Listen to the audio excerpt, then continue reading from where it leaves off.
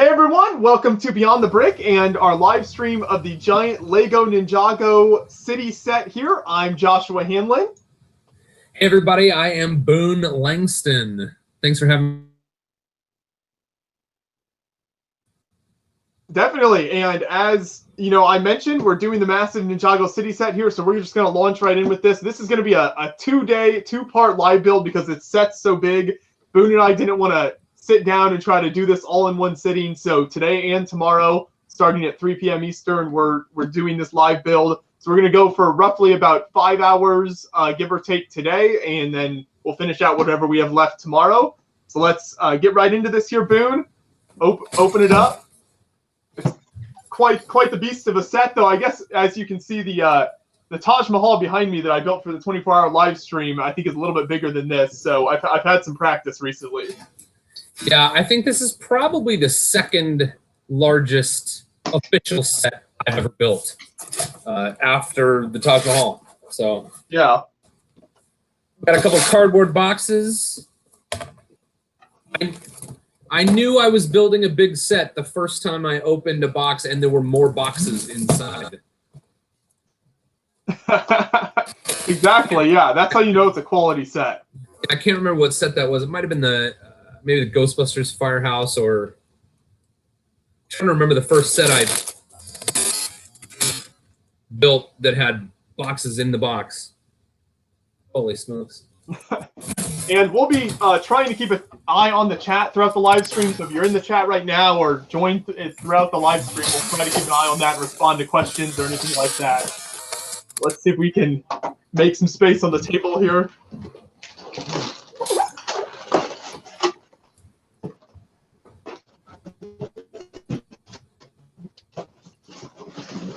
This is, what is there, like three instruction booklets here? Yeah, it looks like 3. I haven't gotten mine open yet.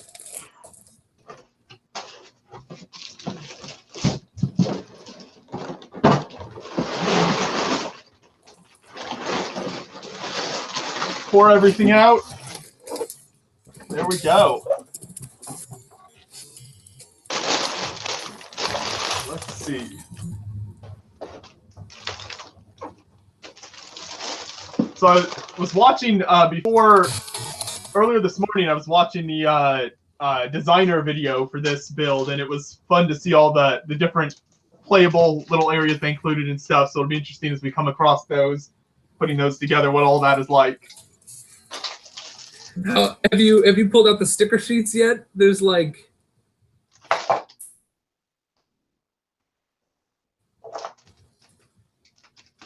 I underestimated. There are 56 stickers to apply.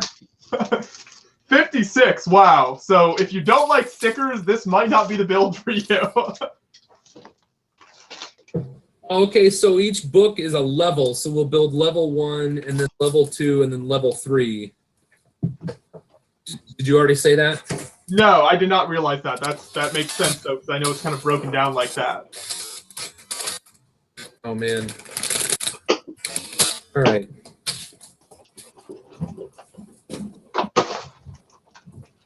So what have you been up to lately, Joshua?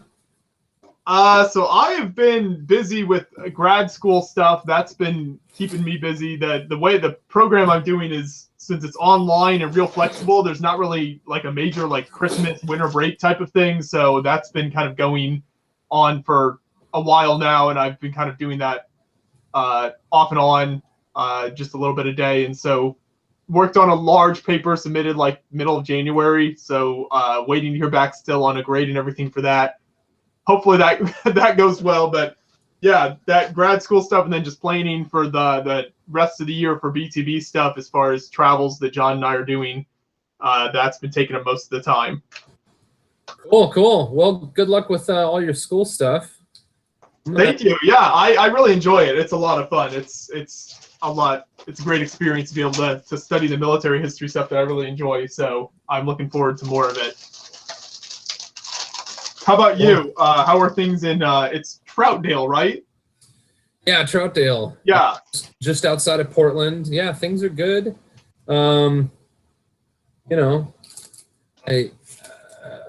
gosh, the holidays were crazy as they are, and you know, been working on, you know, some of my own YouTube projects and whatnot. So it's been nice. Yeah, I saw you pass. Was it 2 million views? 2 million total views in my okay. So that was exciting. Just hit like past 4,000 subscribers this week. So it took me, you know, I don't know. Obviously, that's just getting started compared to, you know, you. Well, yeah, you know, you start somewhere, and that's what it is. But a lot of controversy right now with around the smaller YouTube channels and the new rules. Were you affected by those new rules at all for the that YouTube put in place?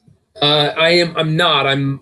So it's like subscribers and views. Is it views in the last or minutes watched? Minutes watched. It's like 4,000 Yeah. minutes watched or something. So I think I've had and it's in the last 12 months, right? Yeah. I've had 32,000 minutes watched in the last 12 months. So okay, that's good. So I would have to drop considerably to which I've heard can happen, that it's not a once you're in you're done kind of thing. It's a rolling requirement that you have to continue to meet. But I think I'll be okay. So yeah, that's good. I wasn't sure about that, whether it was something that you, like, it's kind of a yearly thing that if you know, you might be fine right now, but if you did go a year where you went below the threshold, you think you could fall out of the program? Yeah, that's what I've heard. Okay. I think I read that somewhere. I can't remember if so it looks like all the loose bags are like higher number bags. So one of these, I think, yeah, there's more. I wonder why they use the white boxes when basically it's just the same stuff that's in the rest of the box. That's sort of interesting.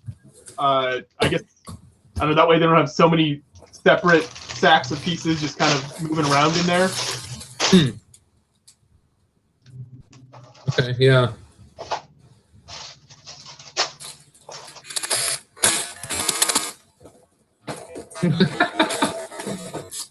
Gaming Scrap said, "Do you know I'm even here? Say something, please." There you go.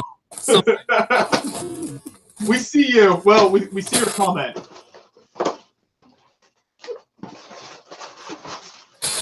This must be the start since there's a base plate.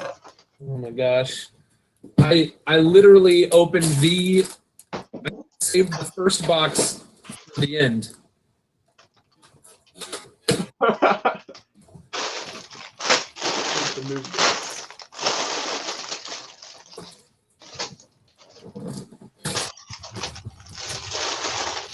All right. Plate. I like that 32 by 32 in dark gray. Exactly. Never hurts to have more base plates. All right. So this is everything over one. I'm going to put before dumped.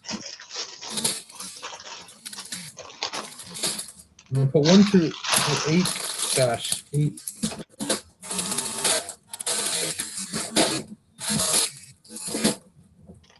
I think the magazine tells what bags. I feel like I'm not off to a good start. What was that? I said I feel like I'm not off to a good start. It takes us 20 minutes just to set this build up.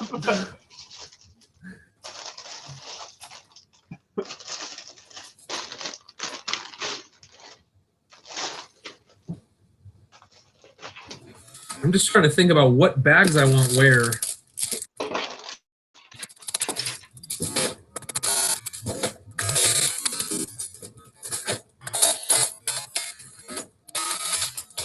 So let's see. So yeah, this is the instruction booklet here. It looks like it starts with a little bit of Lego Ninjago history.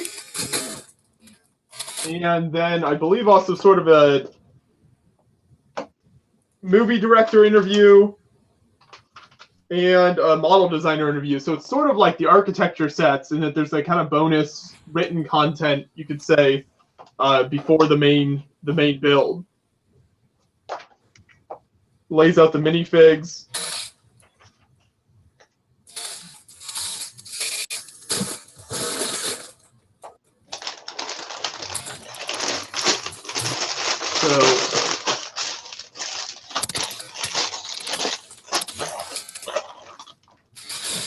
So what is your stance on stickers, Boone? Are you someone who doesn't like to apply them because you want to use the piece for something else, or you generally, if you're building a set, stick them on there as you're going?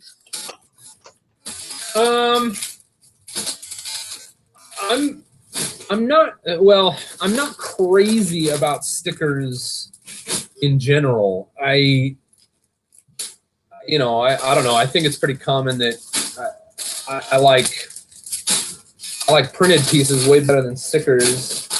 I don't mind applying stickers. I know some people just hate applying stickers because it's annoying. I don't so much mind sort of the task of applying stickers. I don't have a strong opinion on applying them or saving them as far as like piece use. But most of the brick that I build my own creations with is used. So I guess I don't think a lot about whether I'm going to apply stickers or not. I don't know. On this, it's a lot of stickers.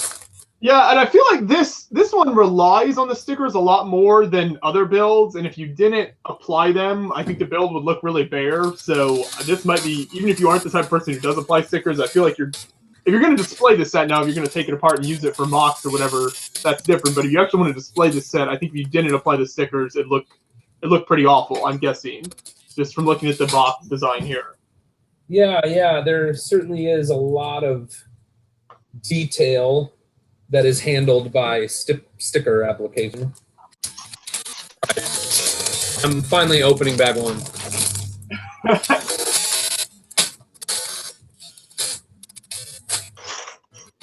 Is there only one bag one? Yeah, I think so. So you just start with the single one. I can already see there's quite a number of these water tiles, kind of trans-clear pieces. So I think that's a bunch of the base, is putting those down as like the base water floor. So great parts pack there if you want those pieces. Right. I think glancing at, I was looking at Brickset before we started here, and I believe it said it was just a little over 6 cents per piece is what the price point comes out to if you buy this at like MSRP. So that's not too bad as far as price per piece generally goes. Sure. Yeah, well, I don't know. I would imagine that they have. What am I trying to say? I think I would imagine that they have to know that if they want to make bigger sets, at some point they've got to accept that risk of like, we're going to have to sell this at a slightly lower, cost per part or per element. I mean, I know there are some sets with, crazy high price tags, but I'm sure they've got all kinds of algorithms that go into making those decisions. Right, and this also, I feel like, is, if you're a minifig person, I think there's 19 minifigs that come with this set, so that's pretty crazy as well. A good value for your money if you're into collecting minifigs, which I think a lot of people are. So especially if you're a Ninjago fan and you want the Ninjago minifigs, I think this is sort of a must. It's like the Death Star of the Ninjago line with all the minifigs. Yeah, for sure. Clem Rocks says, does each of you have a set? And yeah, we each have a set. I'm trying to find a place where I can set my minifigs where people can see them.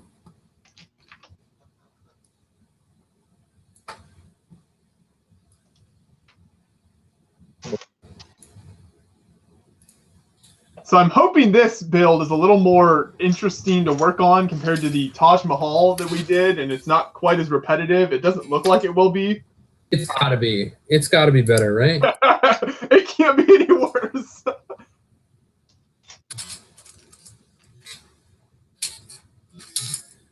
All right.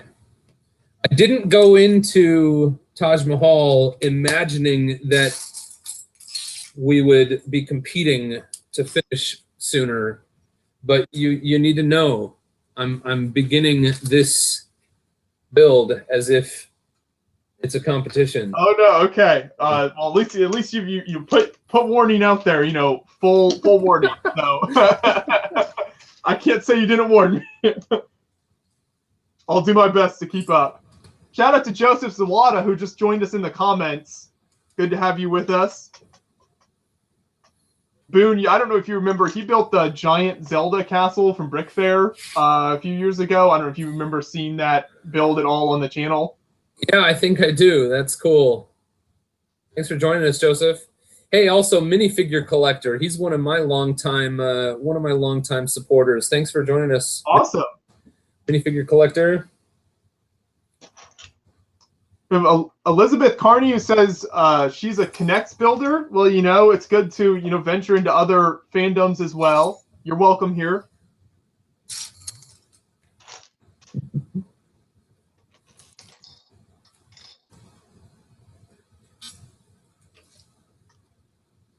Yeah, what do you think, Joshua?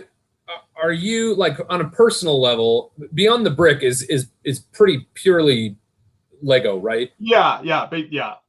From a personal standpoint, how do you feel about other brands of construction?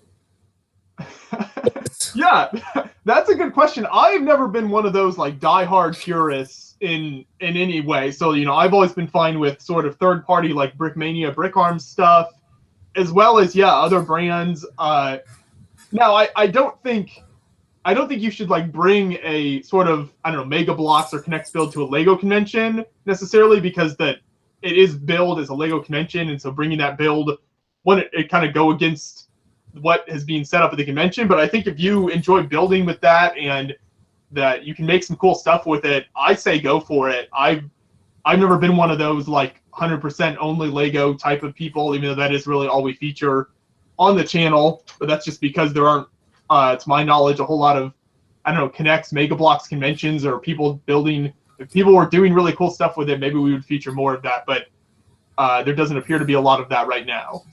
Yeah. I don't know. It might go back to my childhood where like there was something about other brands that I could recognize that like it just wasn't it, you know. So I still like, if I come across but you know, I do build with a lot of used bricks. So if I come across a Mega Block, I will sort it into none of the brick that I use, you know. So yeah, and I get that. You know, if you don't want to mix the brands and stuff, but if, you know, there are like Mega Bloks builders out there or something that can, and I know there's, I think this controversy recently that's popped up a lot with the whole, you know, Lepin situation, and people saying that Lepin isn't really that bad of quality compared to Lego. It might be a little bit below, but it's actually decently comparable to Lego in quality. And if it's a lot cheaper, then, you know, maybe, well, why not go for it? And so there is, I can see why people say that, because Lego is very expensive, and if there are other products out there that are maybe not as high quality but at least decently comparable, then they want to give it a shot. But I'll stick to Lego for now. Yeah, I'm with you.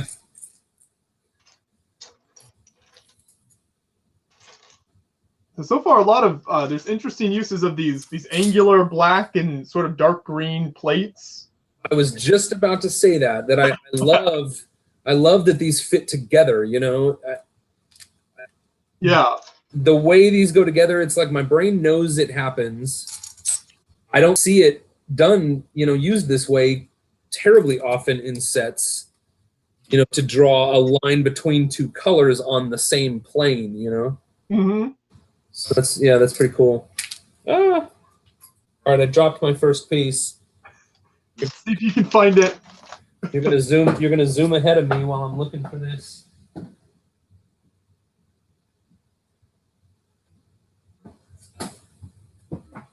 Joseph has warned us that the 1x2 water portion is rather tedious. I was kind of thinking it would be. I'm not surprised. So we'll see.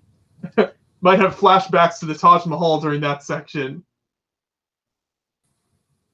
just remember the Taj Mahal was like all those little by one, transparent clear plates over and over again. And every now and then there'd be a cheese wedge to throw in, but exactly.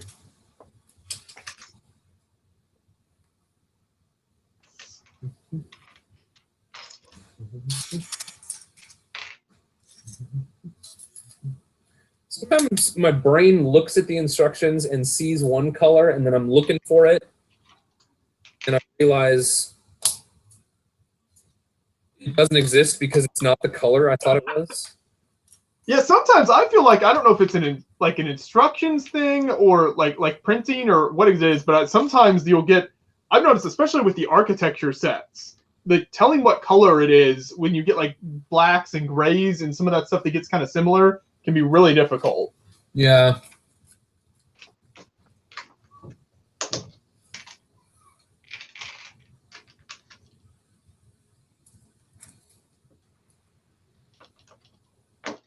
So, I get to see you guys at Bricks Cascade this year. Oh yeah, we'll definitely be there.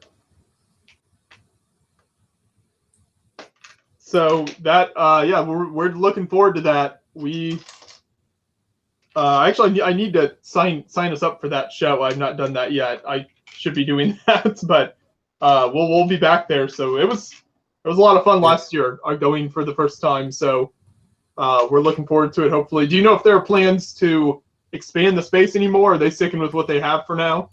I'm not sure. I actually don't know that. Well, now that you say it, now that you mention it, I feel like I do remember them saying something about it. Like back, we did a showing. Our local lug did a showing at the local Comic-Con that happens here in town, and I think that I remember somebody saying that we've got more space this year.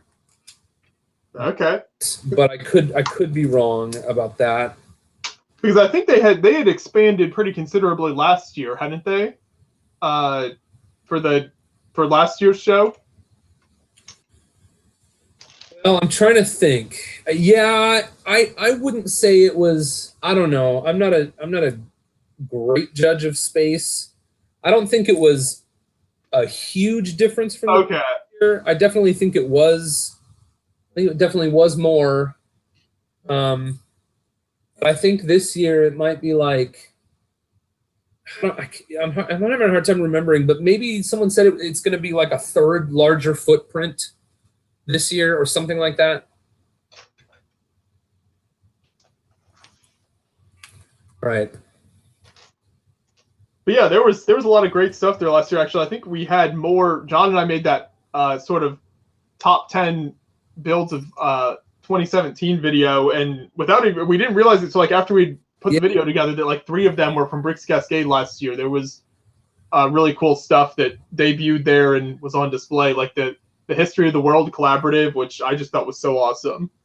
Right. Yeah, I remember when that video came out. I shared it to the Bricks Cascade community page and said, "Hey, we had 3 of Beyond the Bricks top 10 at our convention. So thanks a lot. That was cool." Yeah, no, I'm glad people brought the cool stuff out to the show. That's what we want to see.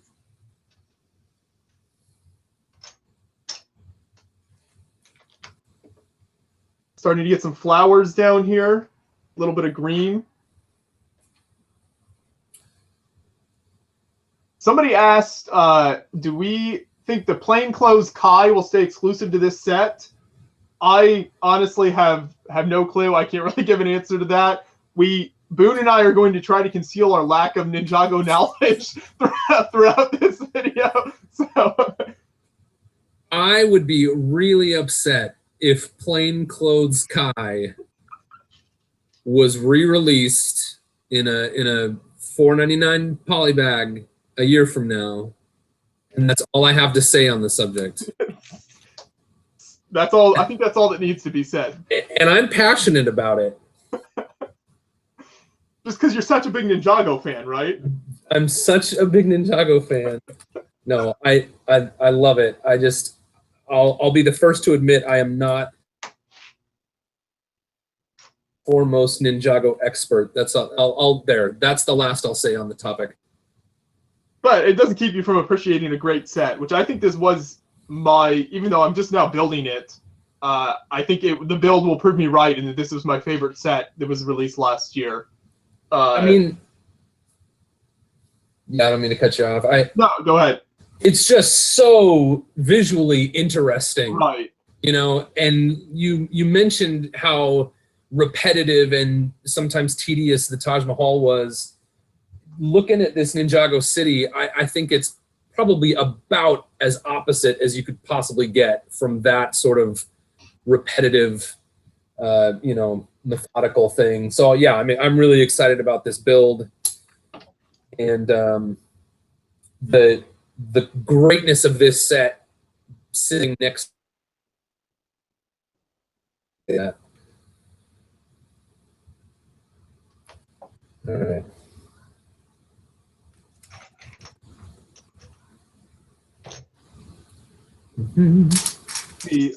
So somebody said they're getting the Parisian restaurant tomorrow. I have not built that, but that does look like a pretty cool as far as the modular buildings go.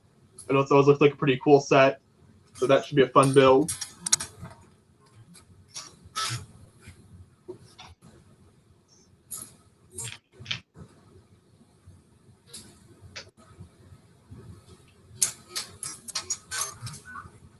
I feel like I'm being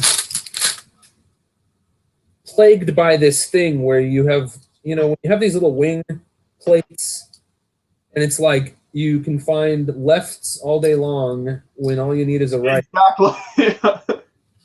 That happens to me a lot when I'm digging through, you know, used bulk. I'll be looking for, you know, a left and a right, and I'll find 7 lefts and then a right in a color that's totally different. Shout out to Brett Hooper in the comments as well, or in the chat box, who's here. Said he's building a mock for Bricks Cascades, so that's cool. Hey, that's my buddy Brett. Exactly. Viewers of the 24-hour live stream, I think he made occasional appearances, so you might remember him popping in and out. Yeah, he was sitting here with me a couple times. I think he came over late in the evening, probably from like 8 to 10, and then came back around.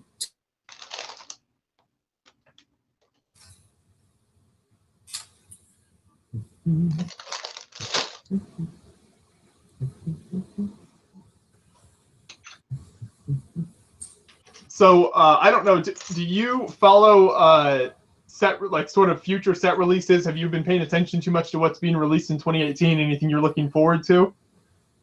It's gonna take me a moment to think about it, because I feel like I just saw one the other day that caught my eye. It was on Brick Vault, and they flashed a picture, and they like first get pictures of stuff. If I think of it, I'll tell you, but it's not popping into my head at the moment. Yeah. I know I think next year is supposed to be, there's been a lot of rumored, and I think pretty much confirmed at this point, Harry Potter release, a new Harry Potter release. I think later this year, maybe. I've heard that a number of times. I know a lot of people are excited about it. I never had any of the first wave of Harry Potter. I really like Harry Potter. I don't know if, I think I'll have to see what sets come out and decide if any of those are going to get my investment. But yeah. But I just love how I love the what's a good word? The idea that any fandom could sort of have a resurgence, and not that is necessarily happening with Harry Potter, because it was always kind of big, it's like, it seems like as soon as the movies came out, this huge, fan of rabid, literature fans sort of ballooned into this huge, you know, group of film fans and just became this big thing. And then they all merged together and were unstoppable. Right, yeah, and now there's, you know, there's Harry Potter conventions and but you know, the fact that Lego stopped making those sets and then is starting up again says something about the fandom, right? And I just love sort of the history of fandoms, as it were. That stuff intrigues me. Yeah, that is an interesting point, that you can you know, like you said, just pop back up with more sets basically, and the fans are still there and will buy them up. At least that's the hope. Right, and I think with something like Harry Potter, I think it has only gotten. I just think it'll continue to get more and more popular, you know, because people who were serious Harry Potter fans, in the late 90s, are going to continue being serious Harry Potter fans, and then there's just always going to be more kids reading the books, and you know, more movies, you know, even though, you know, I don't know, what's the new book? Is there a new book?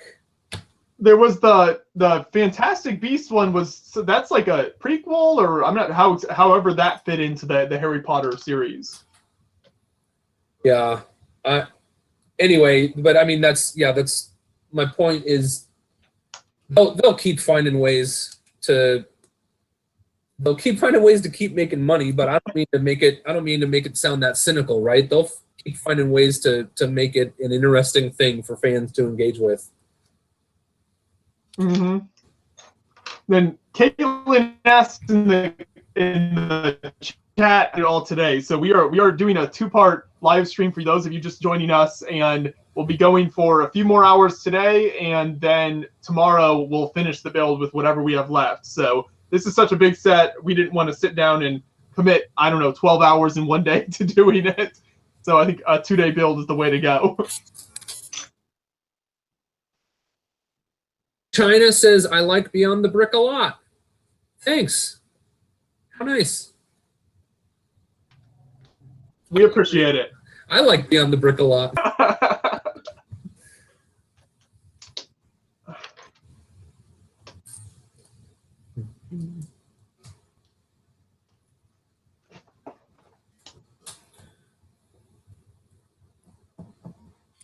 So I know we touched on this earlier, but I'm always interested in talking about the latest YouTube news and goings on with YouTube, because obviously it has a major impact on what we do. So we talked about the smaller channels, and you said you weren't affected, but do you have any general thoughts on that, and do you think that was a good policy, bad policy, what YouTube's trying to do with cutting out the sort of spammers by demonetizing the smaller channels? Here's what I think in general.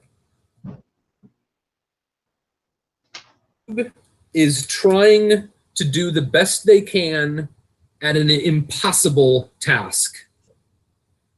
You know, if you want to call me sympathetic of, you know, the YouTube machine or the YouTube monster or whatever, but even if you strip it down to its most basic component for the creator, and it's a free place to host your videos. Another free place to host your videos with as many years in development on making the user's experience as good as the user's experience is on YouTube. So at its most base level, I will always appreciate it as at least the best place I can host my videos. Now, I do definitely think it is unfortunate that there are going to be some people who are deterred in the earliest stages of their endeavors with YouTube. I don't know what it would have meant for me if I was in that position, you know, let's say 2 years ago or a year ago. But the way I think about it was I did, I was posting videos to YouTube and even trying to become intentional about building a presence on YouTube. I was doing that consistently for so long before I saw a cent in AdSense revenue that I like to believe that I would have done it anyway, because I did, right? I published to YouTube for years before I ever got enough views to get some AdSense revenue. So that's like the perspective I have on it. I don't know. I've talked a lot. Does that answer your question from my perspective? Yeah, no, I think that's a lot of really valid points there, and I think you sort of sum up a lot of my thoughts on it as well, as far as how they're trying to tackle a problem that, like you said, is incredibly difficult and maybe even sort of impossible to stop, just because of the way that YouTube is set up to allow anyone to post videos and make it open to basically anyone. You're going to have people take advantage of that and spam and posting other people's content and stuff. So they're trying to tackle that in the best way they know possible. But yeah, I can see how it seems like there's less to complain about, like the actual monetary loss, because most of these small channels were making basically nothing in money, but more of like that psychological kind of disconnect now that you aren't with YouTube anymore technically, and that relationship is kind of broken there. So it's almost more of like a psychological effect than it is the actual whatever few dollars a year you were making from YouTube. Right. Yeah. And I think for me, and don't get me wrong, the main thing that makes me sad about it, if I'm going to be sad about it, is that some people will decide to give up, after hearing that news, and we'll see that that those are the standards, and feel like they feel like they'll never meet those standards, or that those standards are so far off for them that they may not try. And so I'm sad about that. There will be some people in that situation. But on the other hand, a fellow guy named Tim Moyer, and he has been, I've sort of been steeped in his content for years around to make a living producing content online, even if YouTube is your primary sort of platform. There's all these other ways that you can pursue. And so that's sort of always in the back of my mind, that like, even if YouTube was like, Boone, you don't meet any of these things, not that they would call me by name. I don't. They don't refer to you by your first name. Yeah. I don't think they know me that person. But even if there came a time when I was not going to make any money on YouTube, where would I go? Because I would look to other platforms, and there's no alternative where like a bunch of people are getting paid a bunch of money to make content. Believe that you asked me that question so that you could like make a focused leap ahead in the building of this set while I talk. That was my subtle strategy. I hope you wouldn't notice. But yeah, that's really interesting, and I think it also, I think, of mirrors a lot of what the Lego community saw as well. If you remember the backlash over Flickr that's happened, I don't know, I feel like multiple times throughout the years, that people have gotten super upset Flickr has changed something, and so people have said, okay, I'm leaving Flickr and going wherever. But again, it comes back to where you're going to go. I mean, Flickr is, for the Lego community, it's kind of where everyone is. It's not perfect, but you can post photos there and hold contests and stuff. So, I mean, no other platform are you going to be able to get everyone to transition to and go over and do that. And same thing with Bricklink as well. You've had those backlashes against Bricklink where everyone's like, oh, I'll go to BrickOwl or whatever, some of the other sites that have been set up to sell pieces and sets. So it kind of comes down to, it's what are the best platforms at the end of the day. Sure, they aren't perfect and there are issues, but you've got to work with what's out there. Yeah. And I don't know. If it was only about the money to me, I might care more than I do, but I like building stuff and I like making videos about it. So I'm gonna post them on YouTube. There you go. That's the spirit. So also interesting to see what, I don't know if you followed what Facebook has been doing recently with almost, kind of starting their original content and paying. I saw today they're paying gamers to create content and stuff. So could be another potential sort of future source of revenue for people to build up there and create content for Facebook. Yeah, I do know that seems to be coming.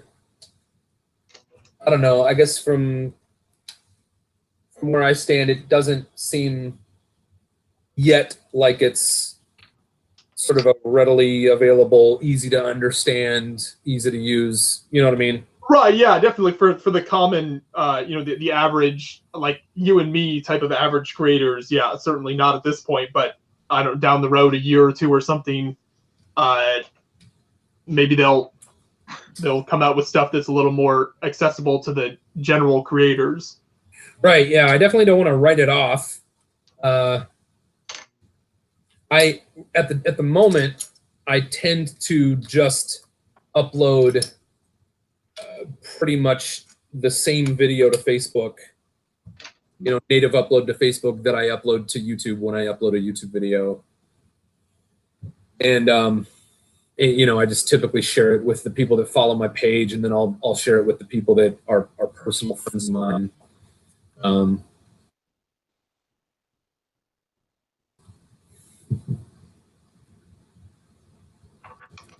Caitlin said, "I post what I want." Is that about our videos?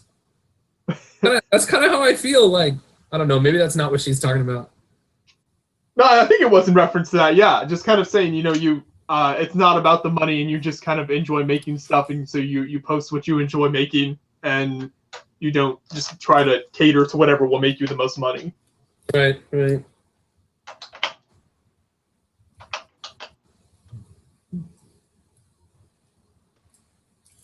So I think I remember, this is a totally different topic.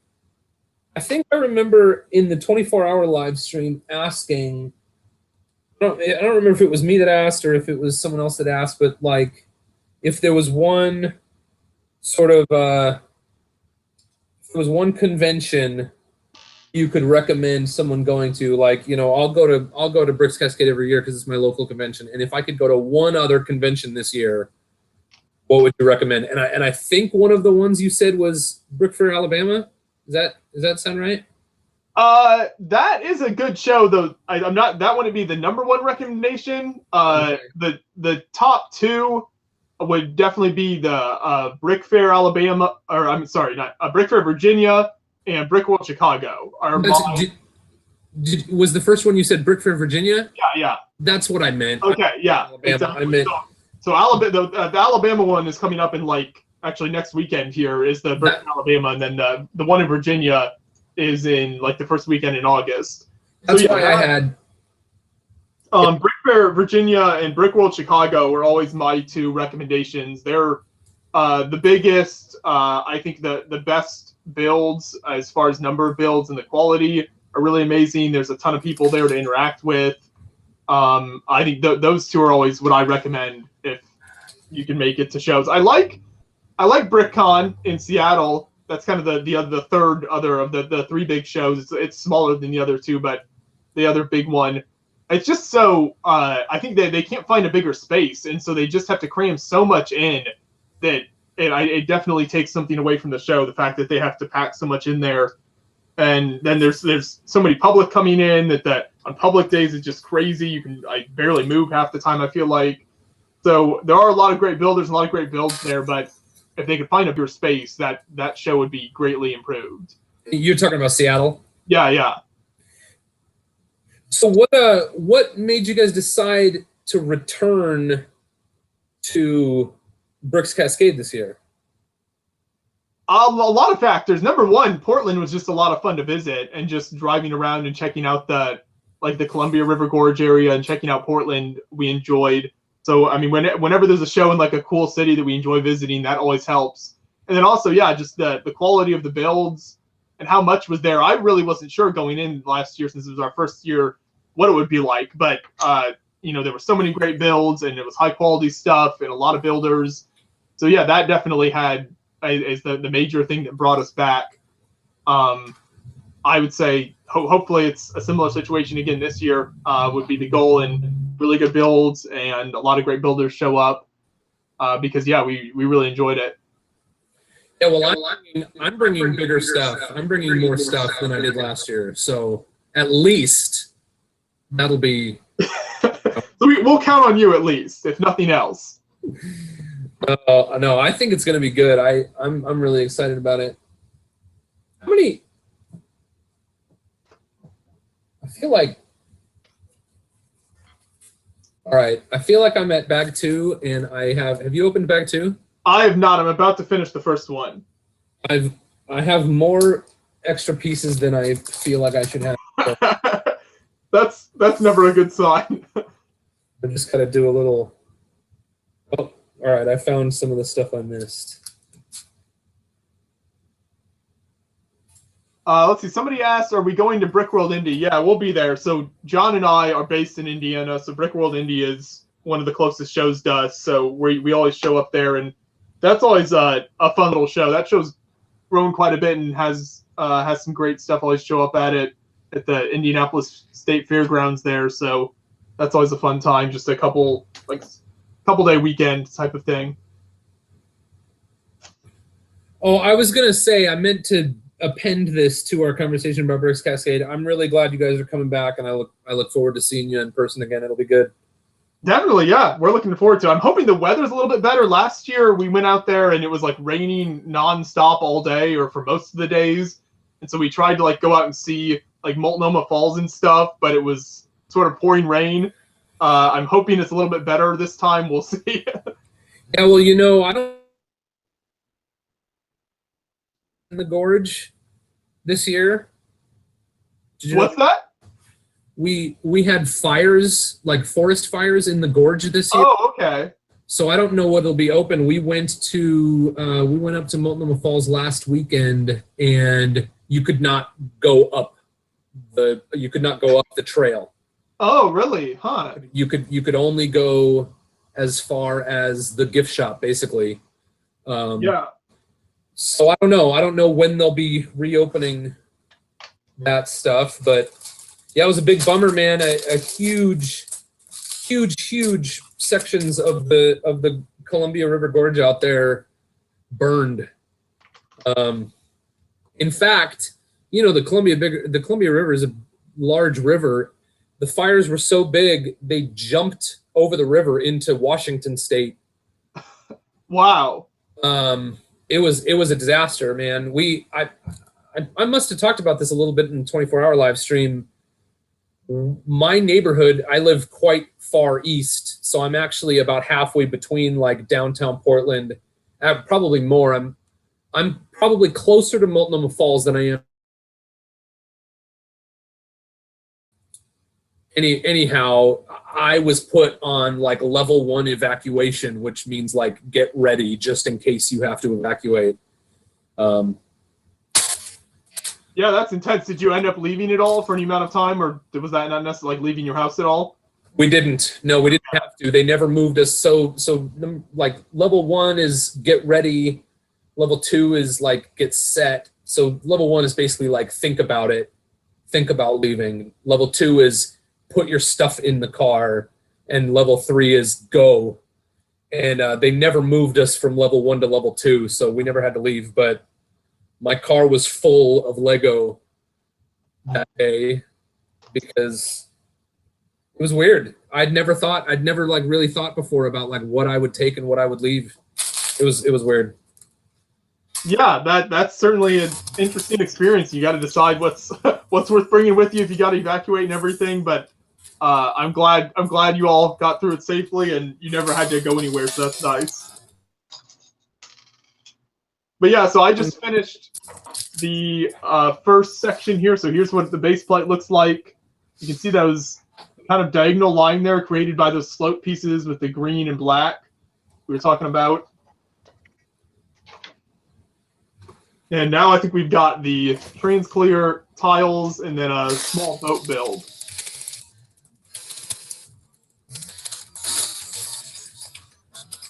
Well, I'm just opening my second bags, Joshua, so we are really we're pacing each other well. That's good, yeah.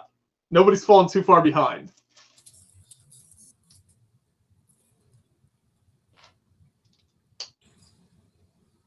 You know, people like to talk about how boring the Midwest is, Indiana, you know, Ohio, places like that, but you know, at least we don't ever have wildfires come through, so that's nice.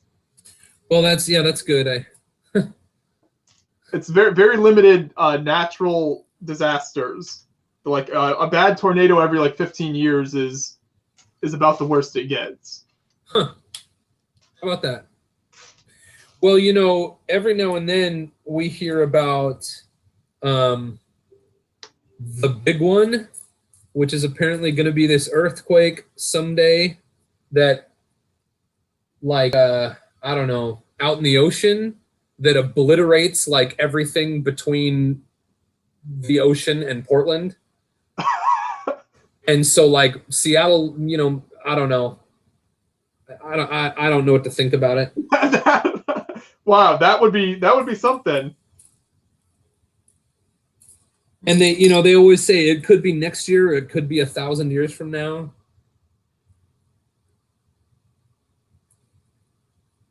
I don't know what color. Are you putting together this guy? Oh, it must be black. I was looking for the, oh, you know, just a 1x1 round that connects his hat to his backpack thing. Oh yeah, that's black. And it totally looks gray on the page because, you know. Mm-hmm.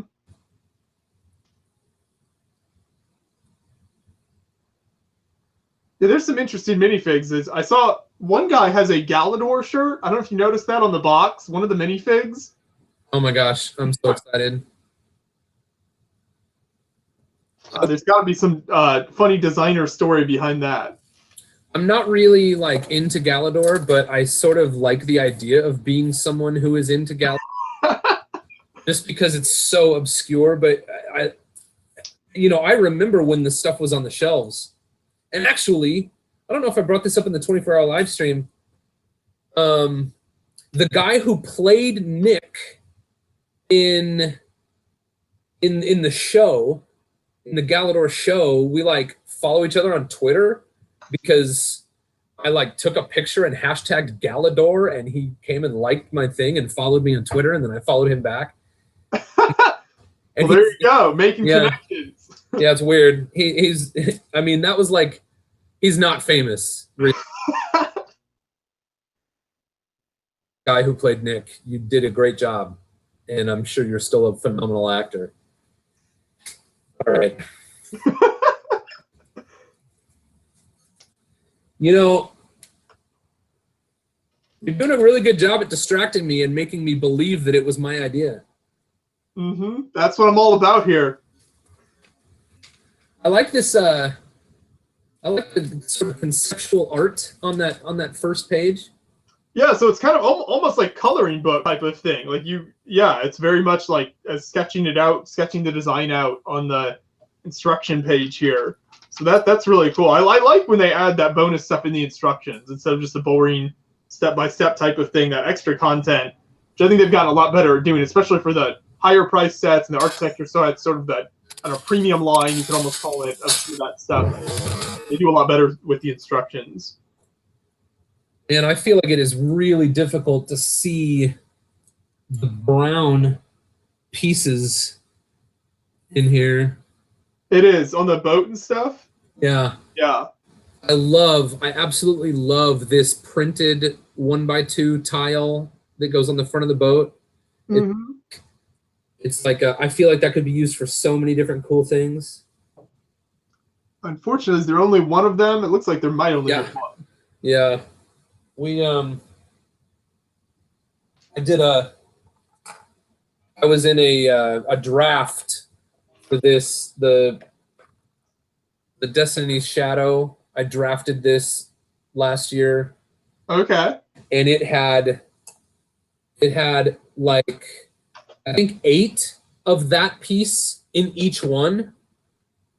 Of course, that piece went first because I think it's the only printed piece in the set other than those, like the wing plastic pieces and the minifigs. But there was 8 or 10 of these in each set, and so somebody, the very first person, went home with a big cup full of these printed 1x2s. Oh wow. I feel like they could be used for so many different things. And then it was like after the demeanor of the whole draft just plummeted. It was like, oh, okay. All the good stuff is gone. That's all the good stuff is gone.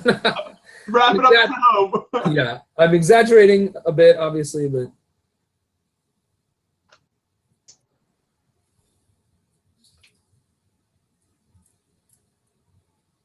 this is an interesting build. The way you clip on all the different sections to create kind of the motor casing for this boat.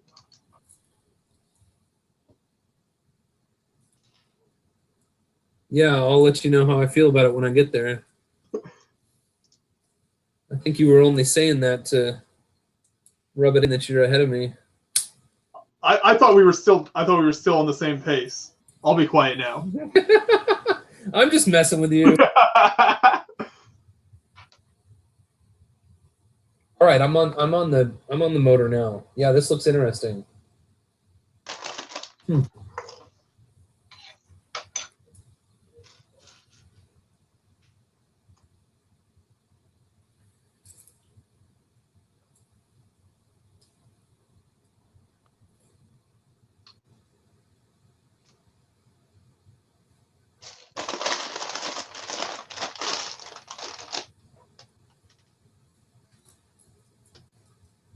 I really like this this style with the hole in the middle that sort of looks like fan blades. Mm-hmm.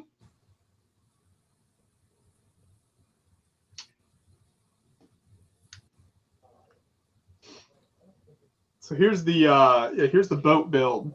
Kind of see these pieces all sort of clip on and then come down like that. Oh yeah, okay. Oh yeah. I get it. So now I think we're starting on all of the tiles here. Let's see. Oh, one thing I thought was, I just glanced at these stickers and was reminded of this. The designer video for this build mentioned that they created like their own language for the build. So like this isn't any like Asian language on the stickers or anything. Oh really? Who developed the language? I'm assuming designers or graphics people. I'm not sure exactly. Okay.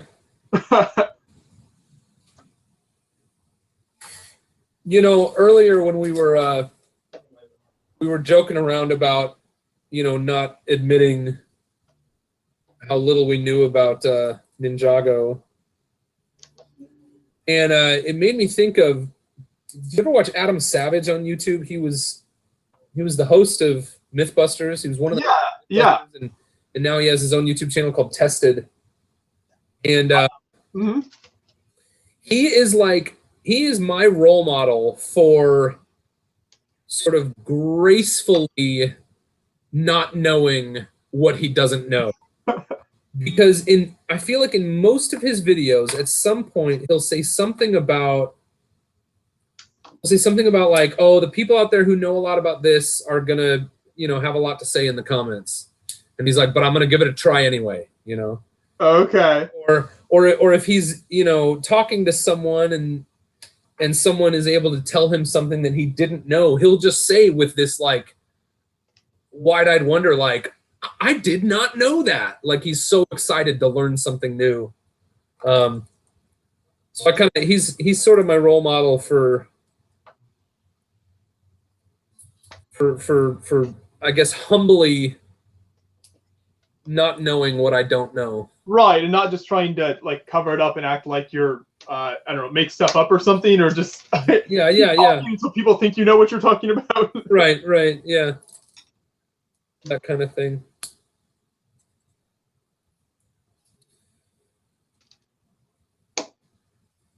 So what was the last trip you guys went on? Has it been since before the holidays? So we did go down, just a family trip down to Florida for a couple weeks, like over like in December leading up to Christmas. As far as Lego related travel, it's been basically BrickCon Seattle in October was the last Lego related stuff we did. So yeah, it's been nice to have the winter break is always nice after the intense traveling of like spring, summer, and fall. Basically, having the break during the winter is really nice to just rest and recuperate a bit. So now we're starting back up here. Like I mentioned, I think next weekend is Brick for Alabama, and that pretty much we go have something 2 or 3 times a month. Then for quite a bit of the year until we reach like I don't know, Brick for Virginia, basically. Yeah, that's crazy. So yeah, we're going to our first Asian show this year. We're going to the Brick Fest in Japan in June. So that should be a lot of fun. It's one of the Lego fan weekend shows. Like they started in Portugal. They have one in Japan as well. So that should be an interesting experience, and we'll see what that's like. I'm expecting a lot of mechs because that seems to be like 90% of what the Japanese builders do. Yeah, Mark, my friend Mark, is really trying to get into mechs. He has been, he's trying to dive, further into that world, and he's always telling us how many, Asian builders there are in that community. Yeah.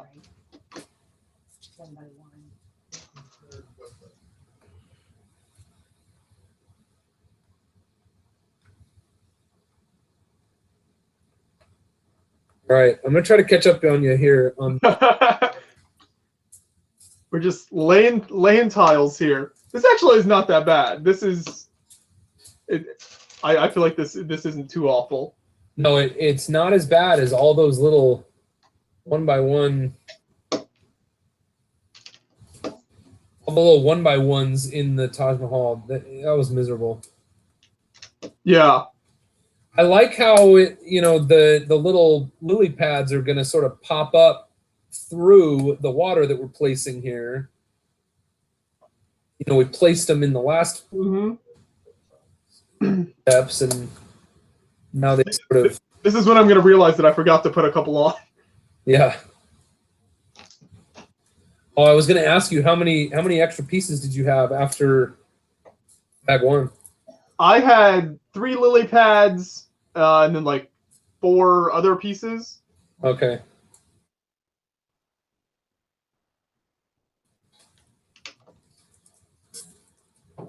We'll see how that works. I think I got everything. Yeah, that sounds right. I've got 2 lily pads and 4 other pieces. I just noticed a spot where I forgot a lily pad, so that makes sense. I always kind of wonder, are the extra, when I was a kid, extra pieces.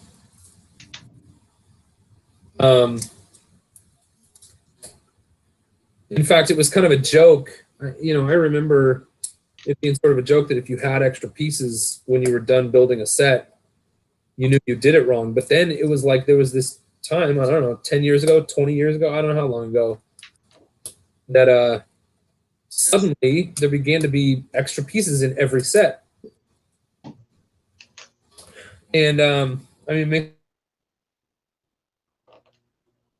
but what I've always wondered is, do the sets tend to have the same extra pieces and in the same amounts? You know what I'm saying? Yeah, they do. I know things like the Technic pins seem to always be an extra piece. Then like 1x1 round and 1x1, pieces seem to always be this sort of the extra pieces. So yeah, I think it is generally the same type of thing is definitely included. I guess it's probably the stuff that's either likely to break or be lost easily. So like small stuff or those pins that maybe you could break if you're trying to put something together with those.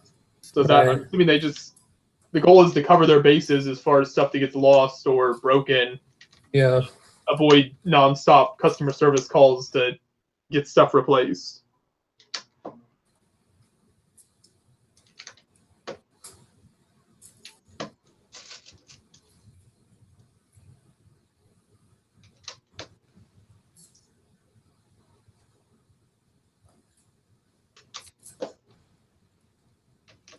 Yeah, this is a really cool design though, with the tiles on top of the kind of black and green, and then like you said, the lily pads popping through.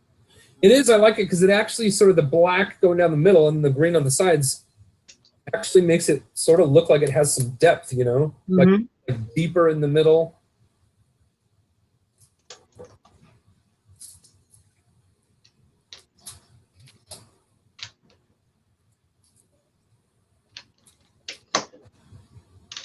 So have you seen the 60th anniversary sets at all? Have you paid much attention to those and seen the designs for that? I don't know.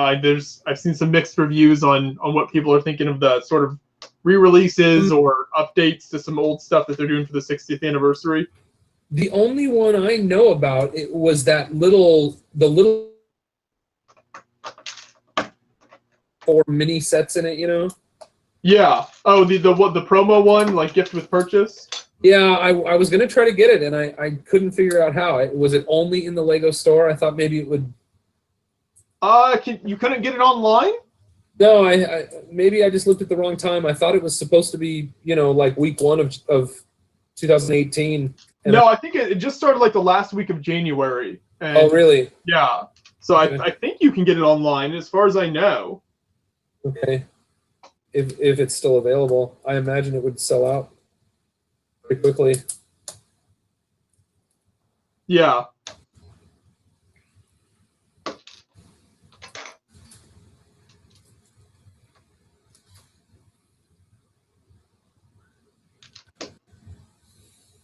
You know, I think some of these lily pads are just as much to sort of help you keep track of where you are. Right, because it's like trying to get the pattern right here. It's not. I'm definitely using the brick separator.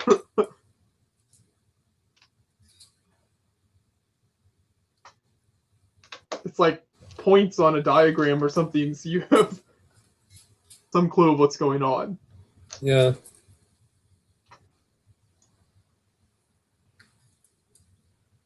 Yeah, but there are actual sets they're sort of re-releasing or updating that for the 60th anniversary as well. And I've seen some complaints because some of them are somewhat expensive and they basically didn't change much. I think there was one set, it was like a house set that they kind of changed the color of the roof or something, but it really wasn't much.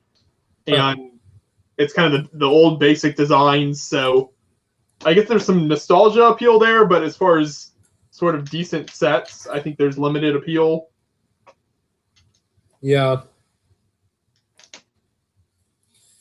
I don't know anything about those. What were some of you asked me earlier if I was excited about any of the new sets for 2018?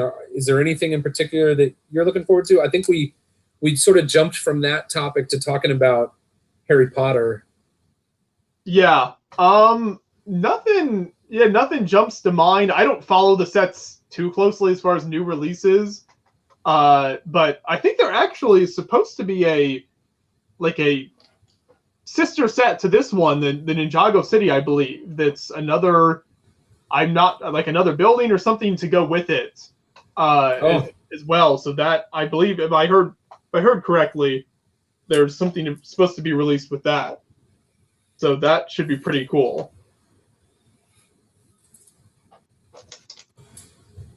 I've liked what they've done recently with all the kind of twists on the city line instead of the normal, I don't know, police station type of stuff. They've gone and done like the almost going out into the countryside more and doing like police stuff out in the country, like mountains sort of thing. I think stuff like that is cool.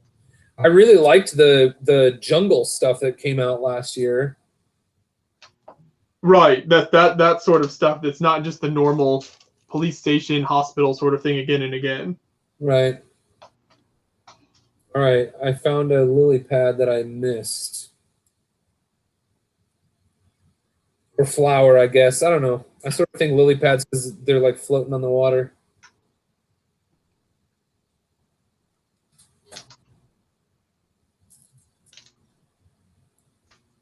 Sheesh, this is really something. Yeah, you got to pay really close attention here. You still working on the water? Oh yeah, yeah.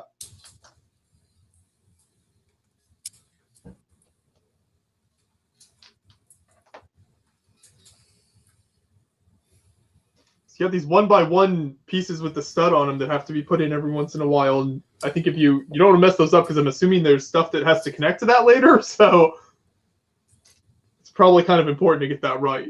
Yeah. I do think it may be just that it doesn't come out even if there's not some 1x1s, but I could be wrong. You might be right that stuff's gonna connect to that later. I noticed another spot where I forgot a lily pad as well. So I think I only have one left, which makes a little more sense. One extra one. Yeah, I'm down to one extra lily pad. How many extra lily pads did you have to begin with? 3? Yeah.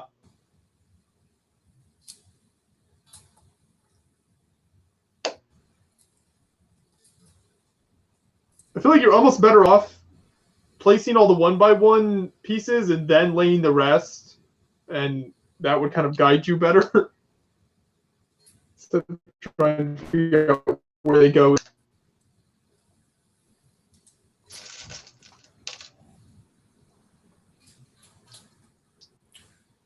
So when will you finish grad school? It will be like fall of 2019. So just under 2 years here. It was a 2-year program, and I started last fall. And what I've messed something up. What do you plan to do when you're done? I'm not sure at this point. I think that's going to depend on how the YouTube stuff is going and all of that. Yeah. I really don't know. I guess I haven't planned that far out.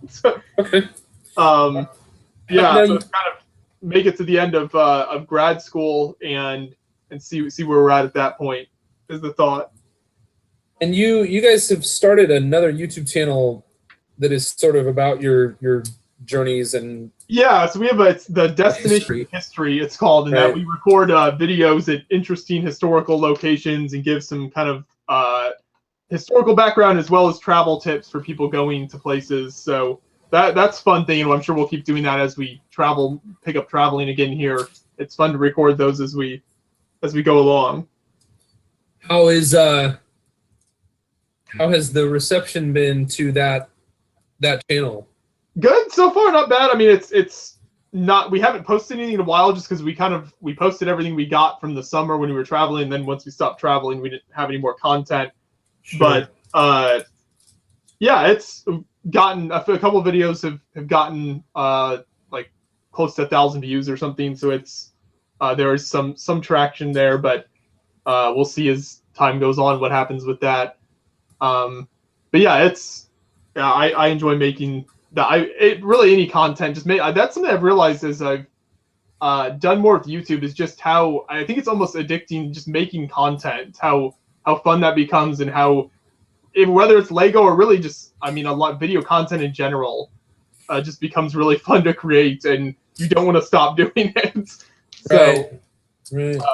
I didn't really realize how that would work when I first started. Yeah. Quick aside, do you think there's going to be any extra 1x2 blue tiles? I don't know, and I'm trying to feel like I messed something up here because things are starting to not line up. Did you put them over the green 1x1 rounds?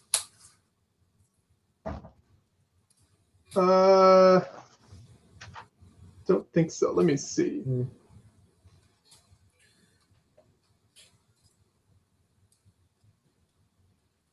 So you're saying I've got a chance?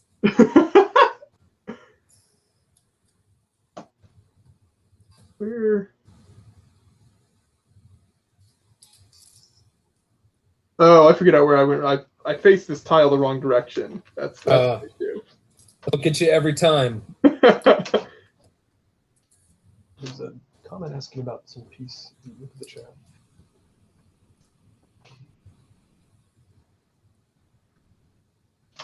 So let's see. Oh, so somebody, John, producer John, checking the chat for us, just pointed out to me that somebody pointed out the water tiles in their kit had small white printing on them, and then when they put that on the like the black pieces, it looked really awful. That's interesting. Ours, I don't really see that at all. Are they just talking about the imprint underneath, like the imprint of the Lego and the part number? Possibly. There is also the, what do they call that? Like the mold impression or whatever that's on there from, I guess, when it's molded, that maybe. Yeah, and then also, yeah, the number printing and stuff is on there, but nothing too, I'd say, out of the ordinary, from what I can tell. I wouldn't have thought of it if someone hadn't brought it up. All right, I've lost one. And I, too, have done something wrong.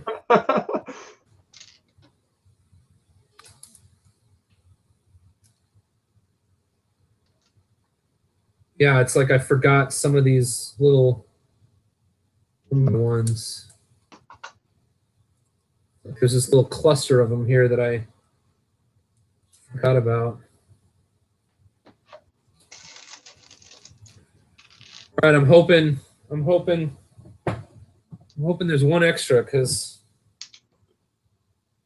I dropped one and kept building, and you need somebody to step up. no, I'm not totally sure where.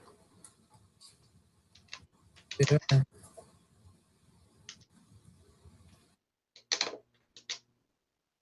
Like how none of these, there's not a single one that is just like right next to another. They're all, sort of brick patterned, Right. like staggered.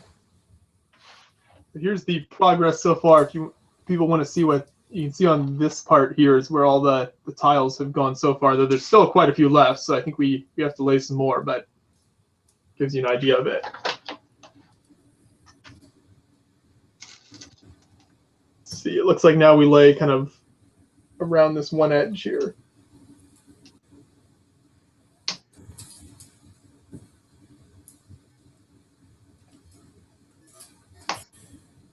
I was really curious what was going to happen with all these transparent neon greens, but it's just to add, another sort of this. Pretty cool. Yeah.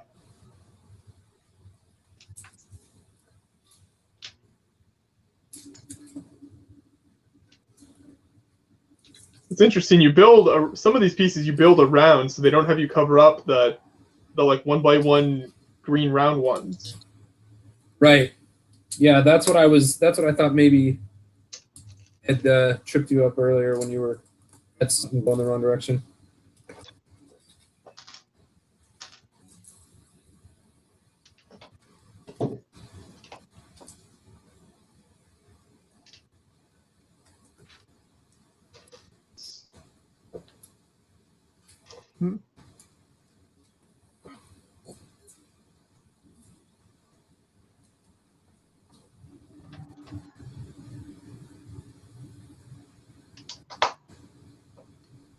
Well, if you were wanting to work on any water-related mock, you've got some pieces for it now.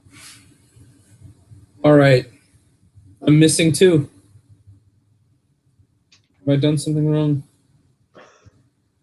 Take it all apart and start over. I disagree.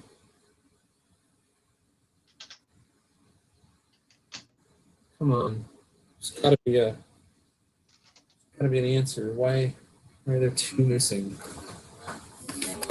I dropped 2. I know I dropped 1. Bummer. I'll see what's left. I'm about to finish. Well, actually, no, I do. I'll have to go another edge. So we'll see.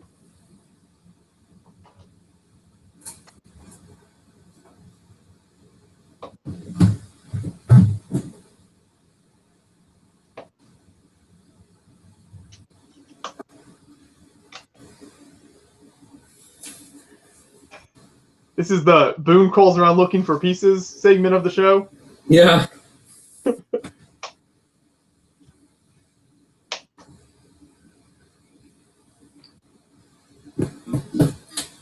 Well, I'm going to have to press on.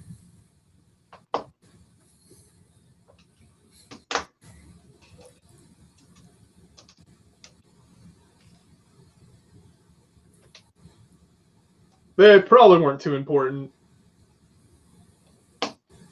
Well, I mean, they are tiles, so I doubt anything attaches to the top of them, but...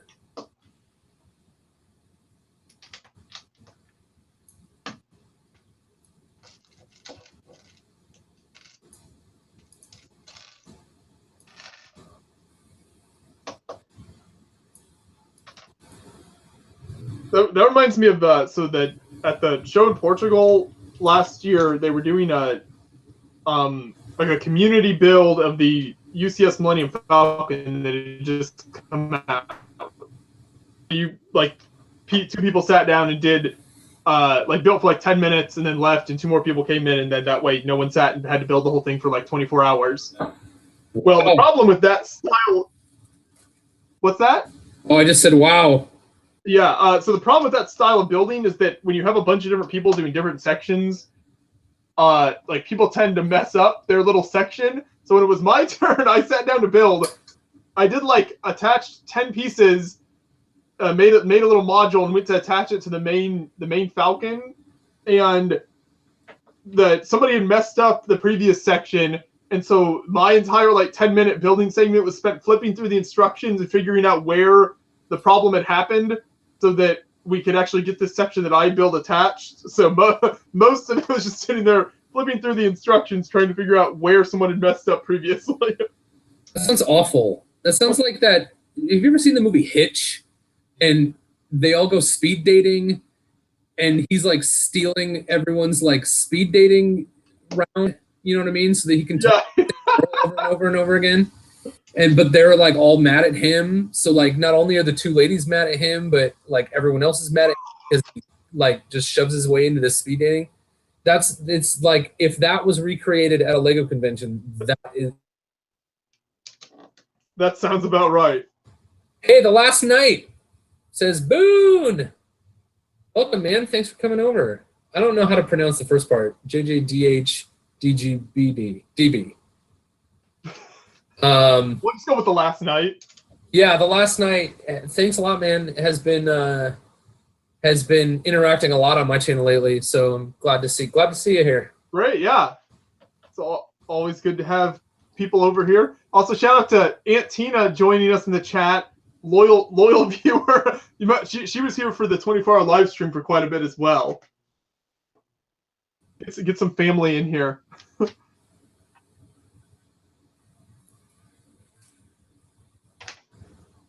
So I just finished. Here's the. I had no tiles left from my. It took all of them. Yeah, I must have lost one. I mean, I must have lost one in addition to the one I knew I lost. Because I ended up too short. But maybe in the end I'll find the 2 that are least visible and see what happens. Yeah. Or maybe I'll find them. Maybe I'll find them when I have some time.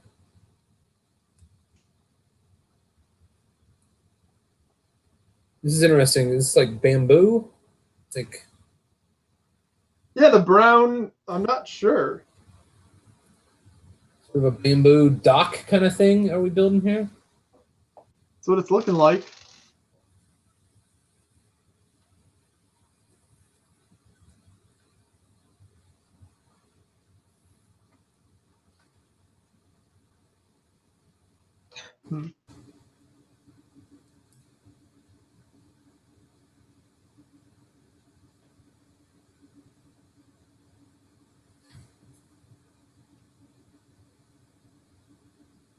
Yeah, somebody in the chat said it's a dock. Cool.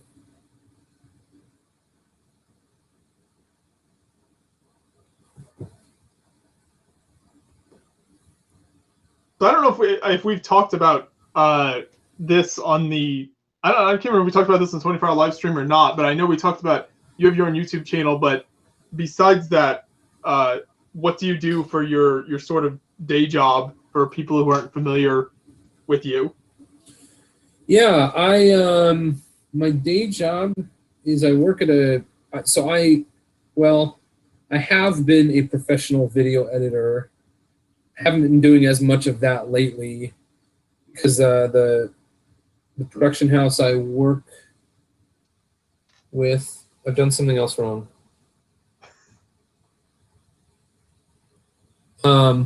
Anyway, the production house I work with, I've been doing a little more like social media marketing kind of stuff. Okay.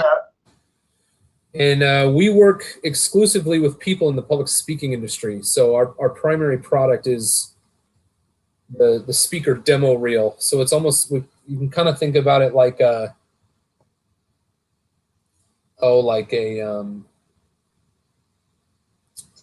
like a video resume. So people who are public speakers, they book their gigs by having video that sort of showcases them doing what they do. Right. No, that's interesting. I guess that makes sense. Yeah, they'd send that ahead or give examples of their work. Right. Yeah, so that's the day job. Did you ever have any idea that YouTube was your full-time gig? No, I did not. That was never really on the cards when we first started, and for a lot of years after, it never really was something that I thought would happen. It wasn't. Yeah, I don't know. It's kind of weird. I guess I've never been one of, like, when I first started the podcast, we started doing YouTube stuff. It was, I guess, never a dream of mine to become like a full-time YouTuber or create videos full-time. It wasn't like, oh, this would be, my end goal here is to make money doing this. It was just I enjoyed doing it, and so I kept doing it, and it kept growing. But yeah, so it really was never something we expected, and it just kind of has always taken us by surprise how big it's grown and how well the channel is done. But I love doing it, and I definitely want to keep doing it. But I guess it's also one of those things that I don't know, maybe I didn't want to set myself up for a failure, where if I had been like, oh yeah, I'm going to do this as my full-time job, or this is going to be, turn into something really successful, and then it doesn't, and then you're disappointed. So I guess it helps avoid disappointment if you don't set your sights too high, maybe something like that. Right. Yeah, and that kind of gets back to the conversation we were having earlier about the YouTube monetization changes, and that, like, I'm just going to engage it. I'm going to engage it at whatever level I'm at, and if I'm able to continue to grow, that's great. And I just want to have fun. That's right. That's what it's all about. And if it can if it grows into something bigger, that's great, and you can kind of turn it into a job or something like that, then that's awesome. But you enjoy making content, and that's what it always was for us. And it just happened to work out, I think, through a lot of different factors, hard work, and just being able to create the right content at the right time. And I think we started the channel at kind of just got lucky as well with right as the Lego was becoming crazy popular where it is today. Right. It had come out fully out of its issues in the 2004, 2005 money issues, and I think you saw like 2010, 2011 is a lot of when it started to really head up to that peak that it's reached today of just how crazy popular it is. Right. Yeah. Well, and I think I think YouTube and the internet sort of played a pretty major role allowing it to become as big as it has. Because people are able to connect. You might have been an adult who enjoys building with Lego. I don't know. I imagine before 10 or 15 years, it is easy perhaps to connect with other people who were as into it as you. And so then with the internet, I've seen that happen with a lot of, and this, again, I was sort of talking about just the science of fandoms, and I think that's happened with a lot of people who are like super fans of whatever. The internet has really caused a lot of those fandoms to explode just because for the first time, you don't have to know someone in your neighborhood or in your town. Of course, now we do, but you don't have to know someone at your job or at your school that are as into it as you because you can connect with those people online. Right, yeah, I think that's very true. The internet certainly has been a massive tool. Now, before you had late 90s, early 2000s was LugNet. I don't know if you've ever taken a look at that too much. And so there were, I think, some small tools out there for meeting other people, but yeah, it was certainly incredibly limited compared to what we have today, where there's dedicated to imaginable, and anything you can think of has its own site dedicated to it. So the internet certainly has helped a lot with that. Right. I forgot to give my minifig these accessories here. Oh, the spear and the fish? Yeah. I was looking at my little batch of leftovers, and I was like, there's no way this is all supposed to be leftover. I was like, oh, those are minifig accessories. Are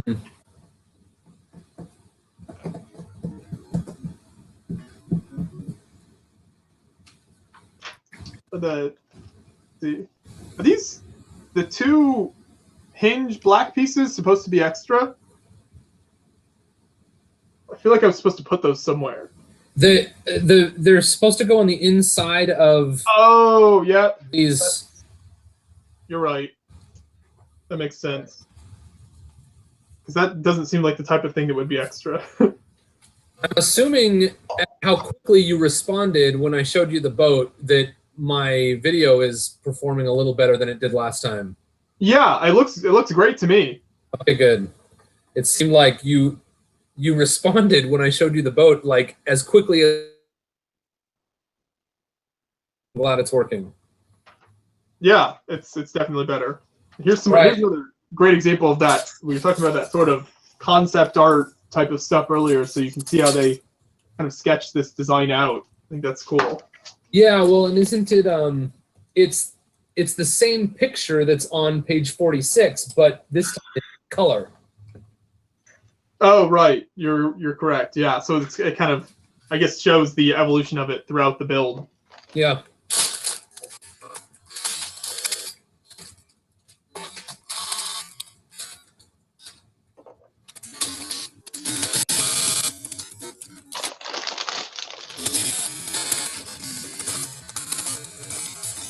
Do you have a do with your extra pieces, like generally speaking, when you're building something? I just set them off to the side, and then I generally will just throw them in like a miscellaneous bucket once I'm done. Yeah. I've got a little bucket here. It was actually like, I don't know. This is like a piece out of like the center console of like an old car, you know. It just sits in my garage, and this is where I put all my extra pieces. And I always think I'll sort them someday into, you know, into my sorted brick, and I never do. They just always sit there. Yeah, whatever. That seems to be what happens a lot of the time. You got the Night of the Ender. Greetings from France. Thanks for joining us from France. It's got to be, I guess it's getting pretty late in France. 6 hours ahead of me here, I think. So, really bad metallic noises. Is that I think just when you open rustling the bag? Yeah, when you open the pieces, I think just... Okay. Yeah, it's not... That's the only time.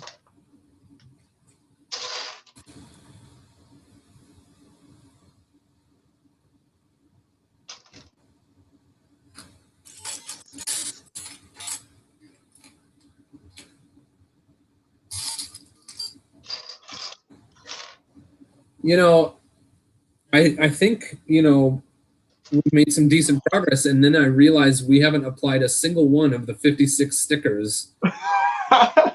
And it gives me a little perspective on really how far we have to go. That's true. We haven't even broken into the 56 sticker. I feel like a lot of the stickers are on that second level. Looks really sticker heavy. Yeah. So they might kind of come a lot at once. I like how this minifigure carries a frog in his little backpack thing. Yeah. Kind of reminds me of like Luke and Yoda.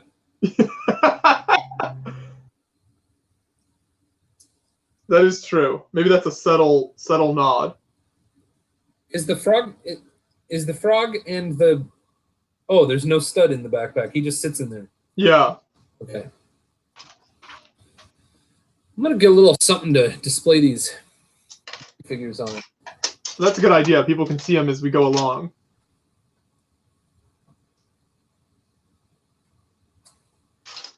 Someone in the chat says we're 5 to 10% done.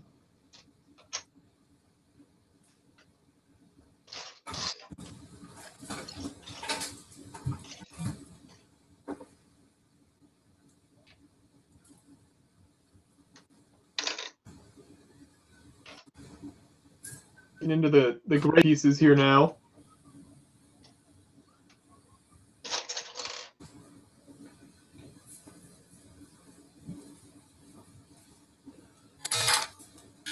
All right, if you were talking, I didn't hear you because I had my headphones off. No, that's fine. Okay, let's see. So if I put that there and this here, and then I put the minifigs on top of that.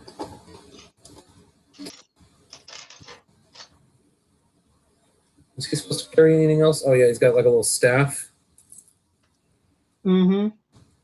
Yeah, I'm liking the minifig design so far. This guy's beard is legit.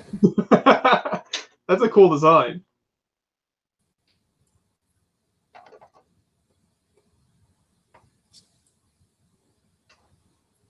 There you go.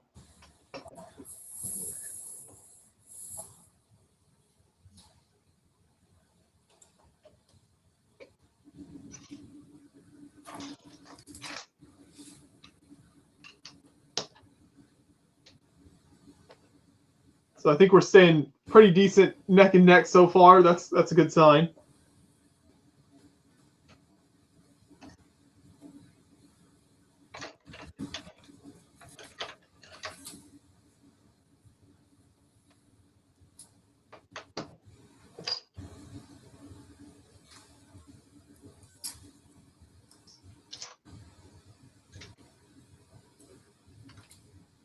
Do you ever sort your parts like before you start building, or do you just build?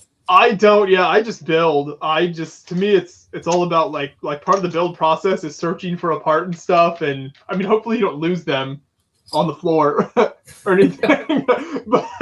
but that to me is part of the I think that's like a fun part of the process is kind of searching for parts and everything. If you sort them all, then at that point you're just like, I don't know, a robot. You're just kind of grabbing from one spot and putting it on another spot, and it takes out the mystery and adventure of the build.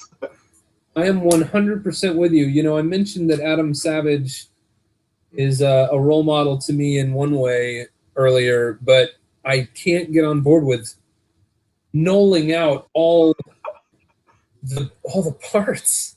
Yeah, I think we might have talked about this on the 24-hour live stream a little bit as well, but the nulling thing, I don't get at all either. I don't, yeah, just no.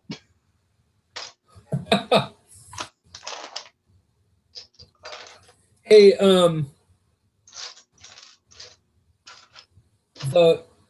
can I ask you about something? The 1x3, are you putting a light gray 1x3 in right now? Yeah.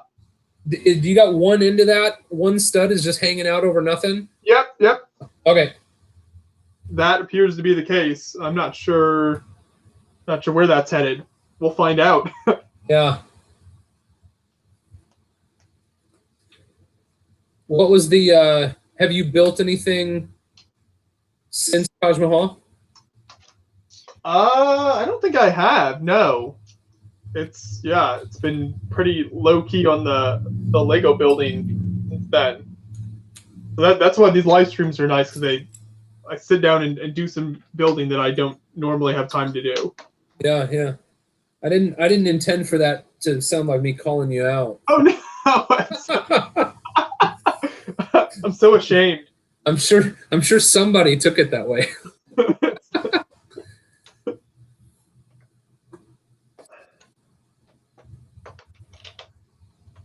We can either create YouTube videos about Lego, or we can sit and build Lego all day. You know, you gotta pick. Yep. Yeah. That's.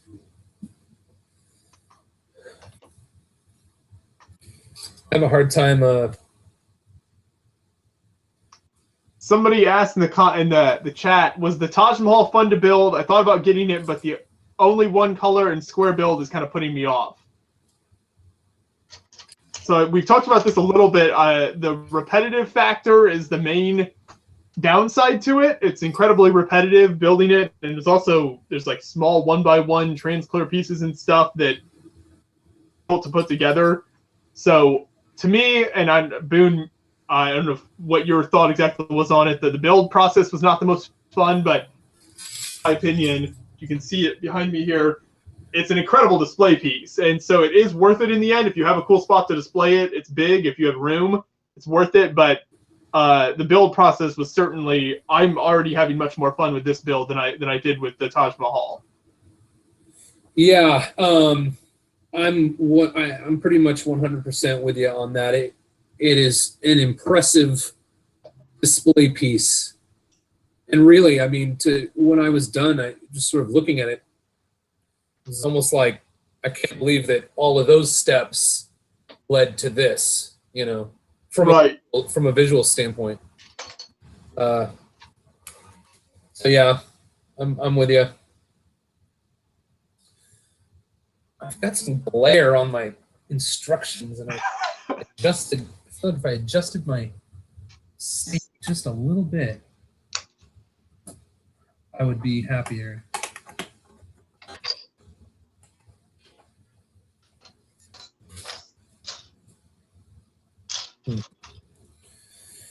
Well, a lot of these, what is it, the 1x4, these gray arch pieces. Mm-hmm. A lot of these in this section, and I don't know if there are more later, but quite a few in this step. Yeah. Oh boy.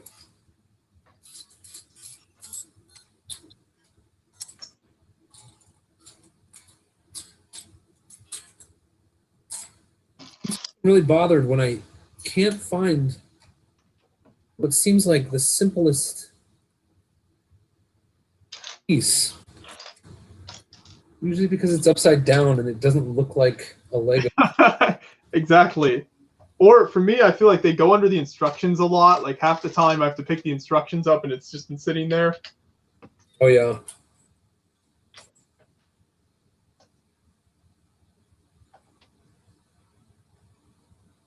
Oh, those are all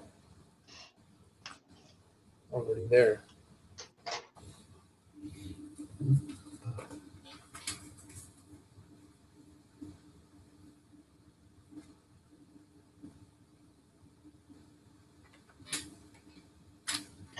Some big tan plates here to put down. We are on the exact same. We're doing Joshua.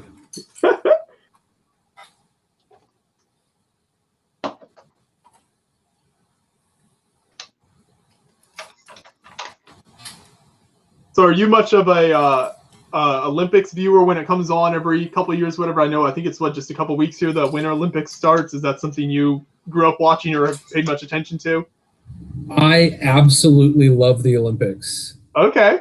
If when it comes on, if I can stand to have the TV on every moment that I'm awake while the Olympics are running, and I know a lot of people like summer better, but I prefer the Winter Olympics. I just think, I don't know. I just think there's so much more exciting thing, like speed skating. Speed skating looks so much more dangerous than like that. I just think like the year when like Apollo Ono came and like it was like he did really awesome his first year and he did really awesome his second year. I'm totally pulling this out of thin air. I don't know if any of this is accurate, but this is how I remember it. It was like he did totally awesome his first couple of years, and then he came for a year and like just kind of didn't do very well, and they thought it would be his last year and that his career was over. And then he came back 4 years later and like blew everyone away. I just remember that year like not being able to sleep at night because you'd stay up, watch it, and then you'd watch all the stories about it, and then you'd watch the replays, and then like he'd do it again the next day. I felt the same way about Michael Phelps that year that he'd like, oh man. Anyway. Well, I'm glad you're so passionate about it.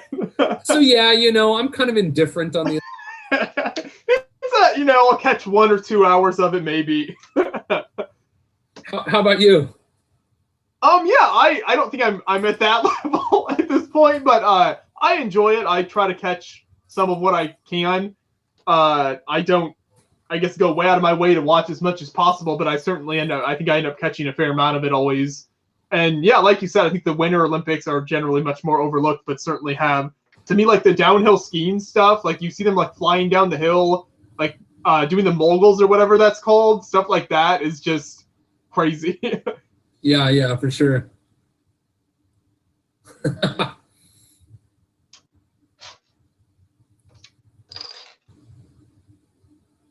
Did you see? Are we talking at all about super chats? We got a $10 super chat here from No Fun Intended. They said, "Hey, appreciate you guys' channel.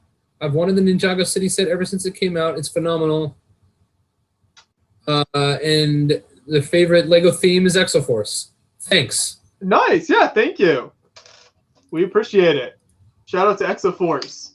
That actually, I've always felt Exoforce, and I'm not sure if I mentioned this before or not, was sort of an underrated theme. I feel like there was some really cool stuff they did with that theme, like colors of the different mechs and vehicles and stuff in it. I probably bought more into the storyline of Exoforce than I have in any other theme ever.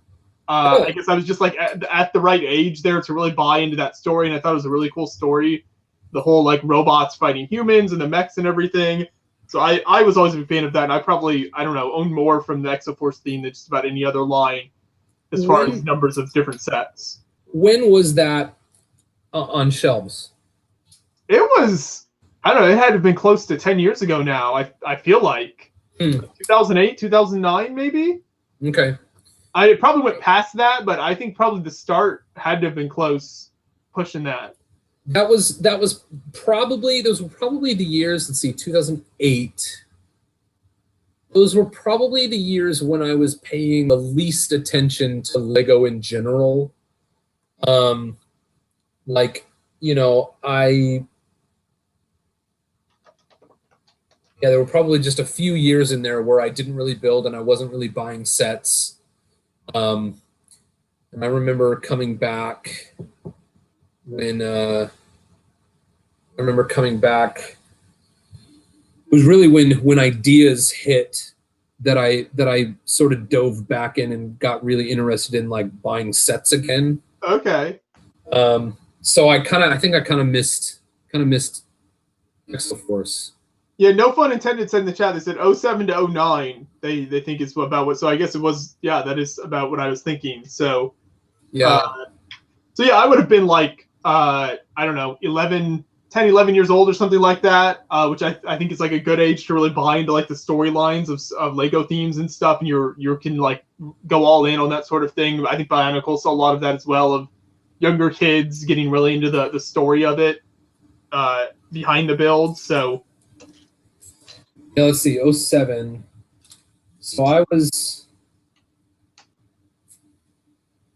turned 23 in 07. Is that right? Gosh, I'm having to do math while I'm thinking about Lego together. Yeah, so I would have turned 23 in 07. That would have been like in the first few years after I got married. I remember, you know, I bought a handful of Lego sets in college, and then so like just in the few years after college probably would have been like the longest I went without really following Lego stuff at all. Ideas came out. I just remember when Ideas came out, that's when I really started paying attention again. Was there a particular Ideas set that you like that really got you back in, or just kind of the Ideas sets in general, like fan created stuff?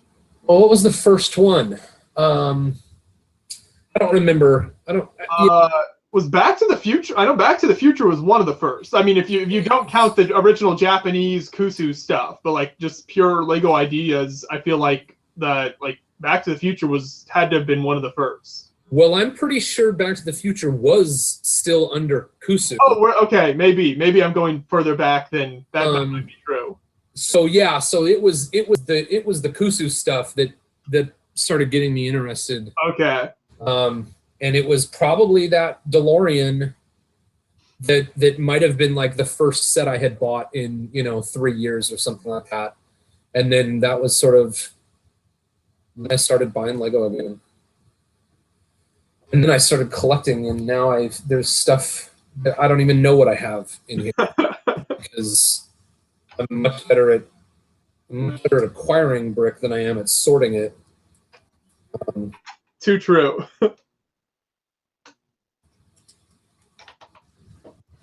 How did we get on that? It was the Exo Force thing. I'm trying to think of what theme I might have had the most of, like, growing up. And I don't think it was my favorite. I definitely did like it at the time, but looking back, it wasn't my favorite. But I think I probably had more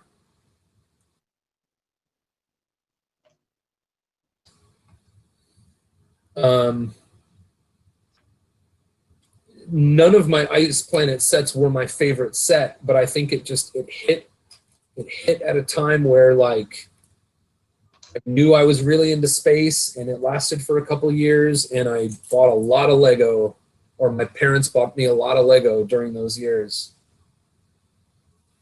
Okay, yeah. So that was the Ice Planet was like what years was that exactly? I'm trying to remember. It was probably like 92 to 95 or something like that. Okay. I could be wrong. It might have been like 90 to 93, or I'm not quite sure. One of those like early 90s themes though, yeah. Okay. Yeah, and it was the blue with like transparent neon orange. And I remember I had like the big base, and I didn't have the flagship, but I had the big base, and I had a bunch of the smaller ships. I think my favorite theme, if I had to pick, was probably M-Tron, and I had quite a bit of M-Tron stuff too, but I didn't have anything big. You know, I didn't have any of the big M-Tron stuff, because even that, like, I was pretty young when M-Tron was on the shelves. Yeah. I noticed earlier, I think appears to be an M-Tron inspired sticker here. I don't know if you noticed that on the sheet. Oh, sweet. But there's like that red M on the sticker sheet. Yeah, absolutely. That's the M-Tron M. I'm assuming the designers had a lot of fun just kind of going to town with the stickers, because I think that, like, stickers and printed pieces, the designers have a lot of control over, and they can put their initials or whatever, throwback to past themes and stuff like that. Did you see the Believe cat poster? No. Oh yeah, from the Lego movie. It's the cat poster from the Lego movie. Yeah. Oh, that's awesome. I haven't looked at these too closely. That's cool. Huh. See, I mean, when the stickers are that good and that creative, I think you don't Yeah. feel as bad having them in the set. Oh yeah, there's a Galador. Did you see the Galador sticker? There's a Galador movie poster sticker. Okay. Galador. The cat sticker. There's a like a car advertisement that says "tired of walking."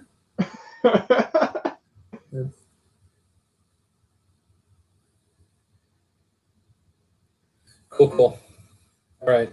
So somebody in the minifigure collector mentioned in the chat, I remember Ice Planet 2002, and I think that is more, when people mention Ice Planet, the 2002, which I guess was like maybe an updated version of the theme that you had, was what I think of. No, it was called Ice Planet 2002, but it did not come out in 2002. Oh, okay. It came out in the 90s.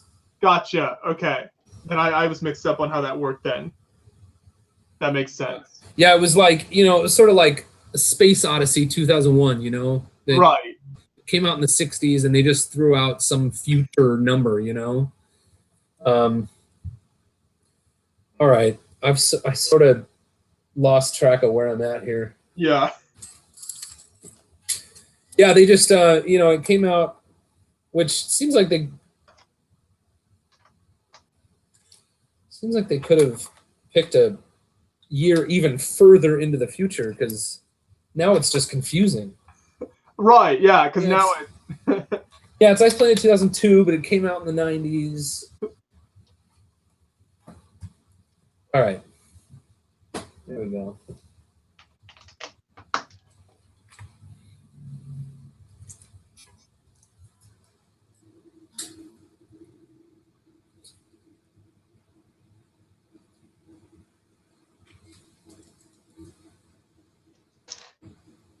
Now for Bricks Cascade, do you live close enough that you just go from your house to the show each day, or will you stay somewhere closer to the show? I've been thinking about getting a room for one of the nights, just so, like, right there, somewhere by the convention center, just so that I don't have to,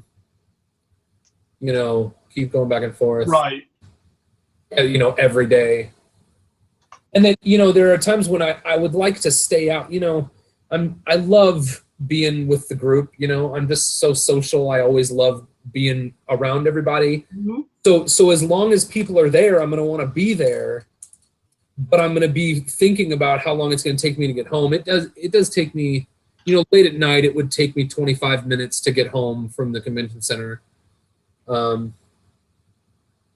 Anyway. Yeah, okay. That's not too bad. Yeah, Minifigure Collector says the figures for Ice Planet are really cheap. They must not be that popular. We thought about doing a build.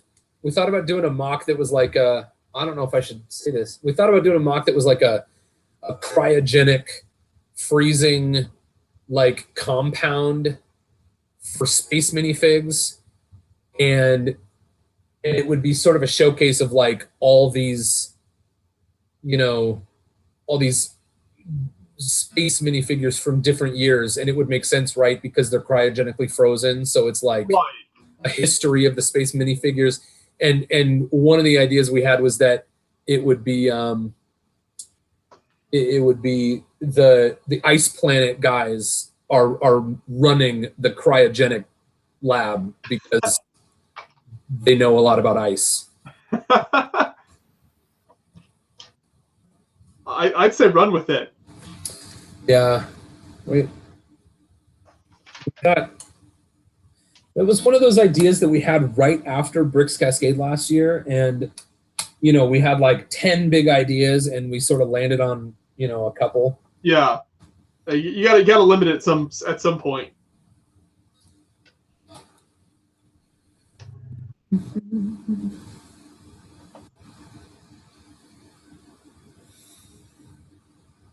Now, have you made it up to? You've made it up to BrickCon before, right? I never have. No. Oh, okay. I thought you had. Okay. No, I've been trying to, but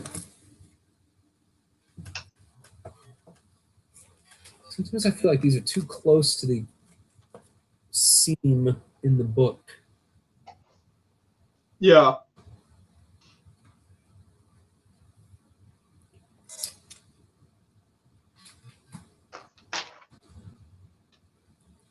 Somebody said, build more, talk less.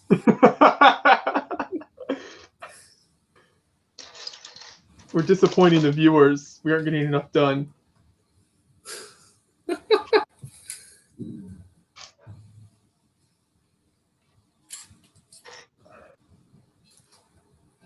gonna have to turn it into like a 4-day build. Yeah. Where are we at? Did we start 2 hours ago? Yeah, 2 hours, yeah. All right. I'm gonna blitz here. Oh, I think maybe you already put it on. I think I'm coming up on the first sticker. Oh boy. Nope, I haven't. It means This is big. We're breaking into the stickers. Oh, I wish I had some tweezers.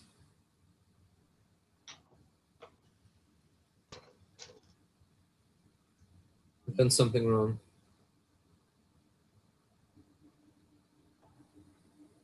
Let's see. What is this sticker? Is sort of so it's one of our viewers. The first sticker. It's this one, right? It's these two tan ones. You put on one of those on like one of these tiles.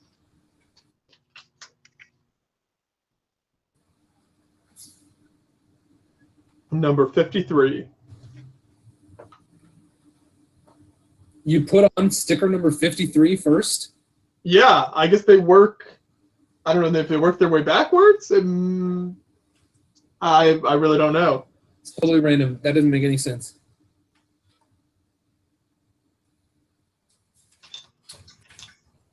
Oh, you must be a ways ahead of me. I just turned the page and there's still no stickers. I'm on step 69. Okay, yeah, you're like 2 steps ahead of me.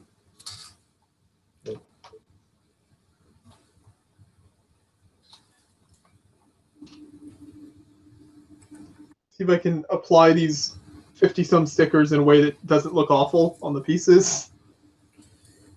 I think that's one of the reasons I'm not like one of the reasons I don't hate stickers is I'm generally pretty pleased with my application. But you're just a talented sticker applier.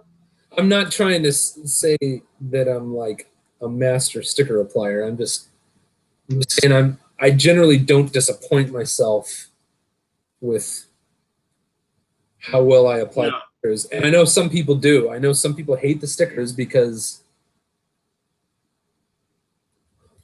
they can't stand how they come out when they're done.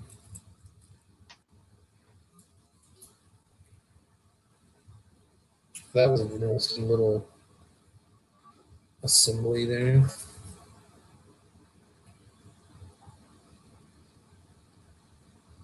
I love these little the pipe pieces. These like macaroni sort of metal Oh yeah, like the macaronis. Yeah. Yeah, they're in a good color too. Right. That's a really cool color.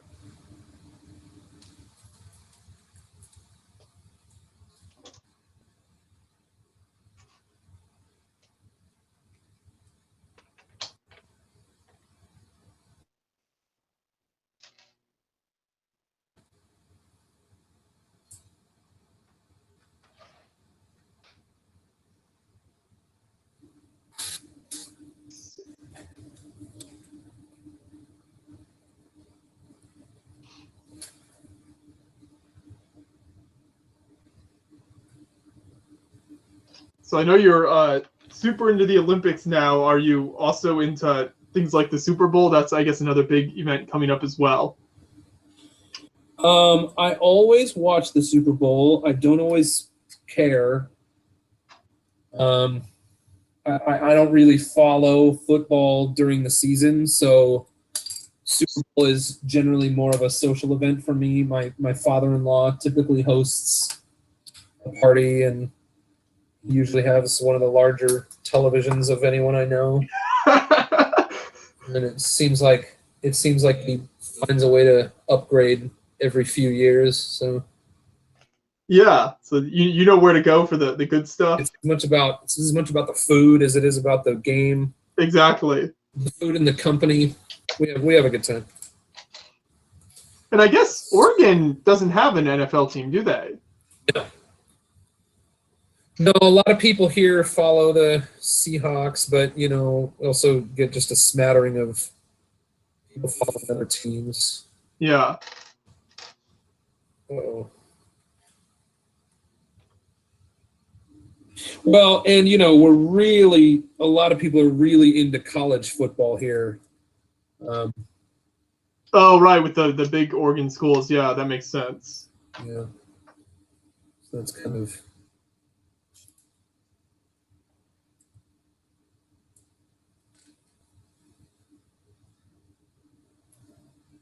That's sort of the same in Indiana. I mean, we have the Colts, but they've been generally pretty awful for a while. So there's enough big college teams that's mostly what people care about. Yeah. I liked that little assembly with all the macaronis. Mm-hmm. That's a really cool little. Interesting. Like, yeah, what is it? I guess we'll find out.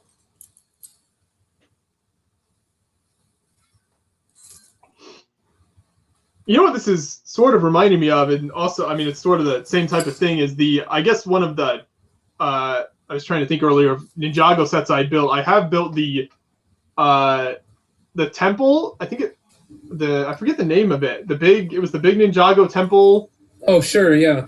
That sort of a similar thing, and then it's built in sections like this and has like a lot of cool little builds within it and like cool playable things and stuff. So I think this definitely follows along that same kind of timeline, and hopefully I think it looks like it should be just as good, if not better. But yeah, that was a really cool build. The Air Jitsu Temple, maybe? I think that might. Yeah, I remember that.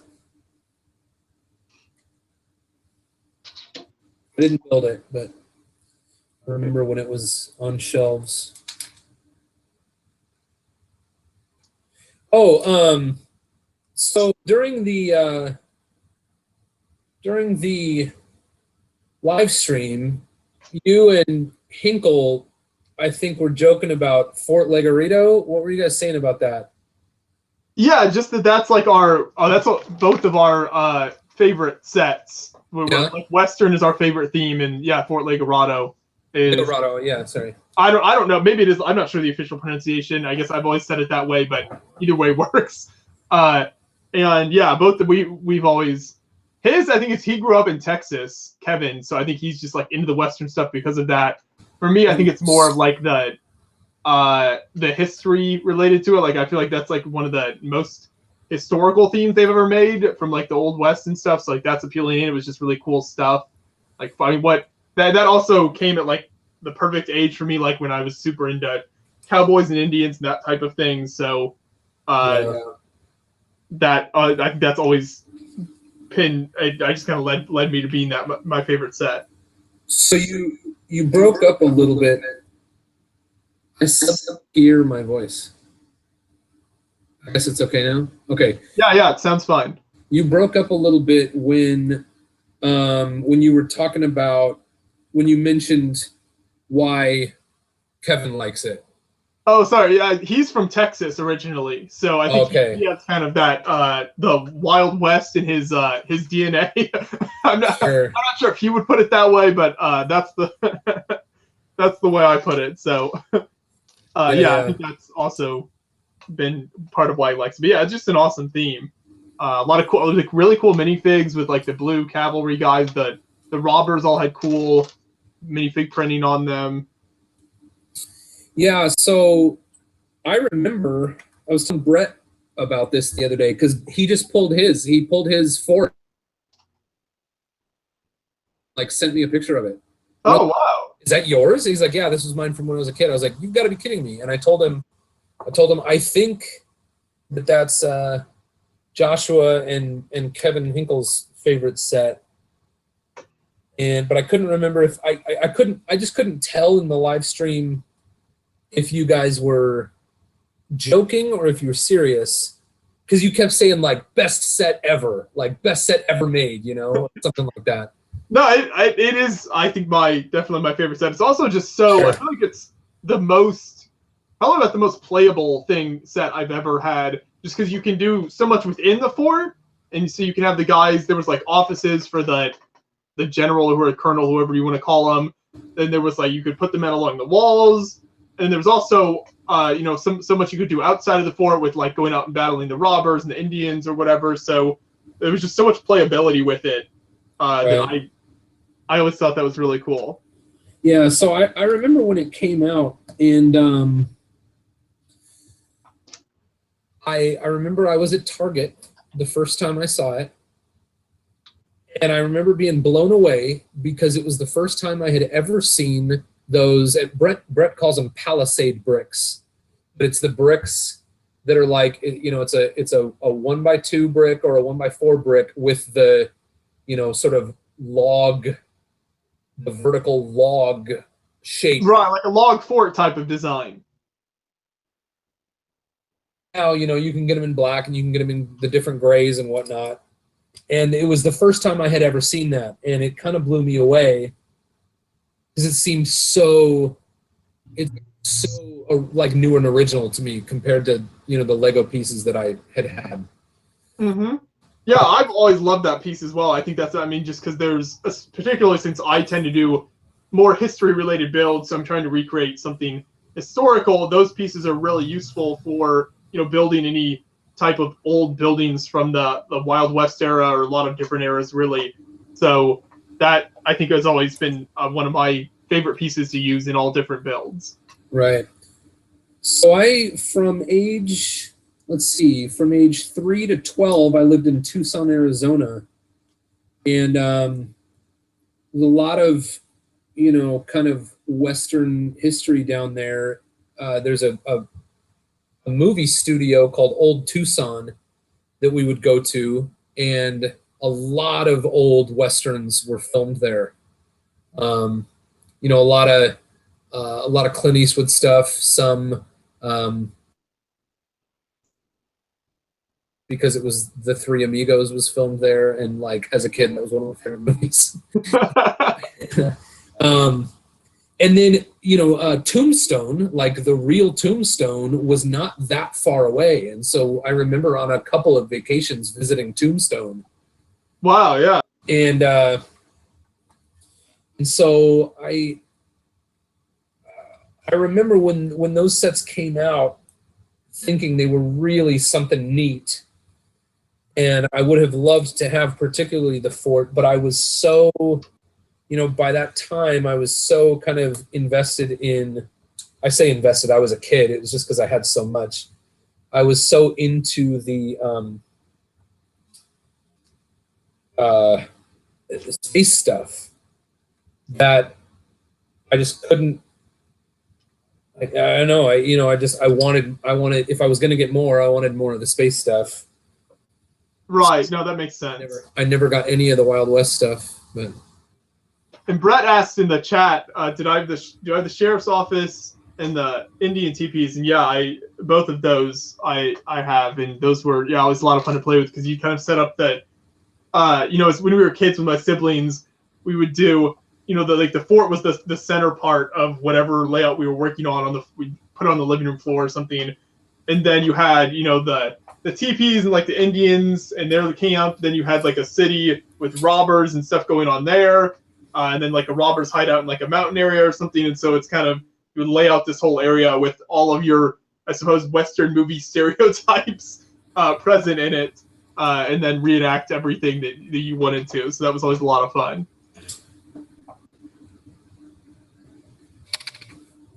Yeah, Brett had them all. Brett had like the bank and the sheriff's office, and he sent me pictures the other day.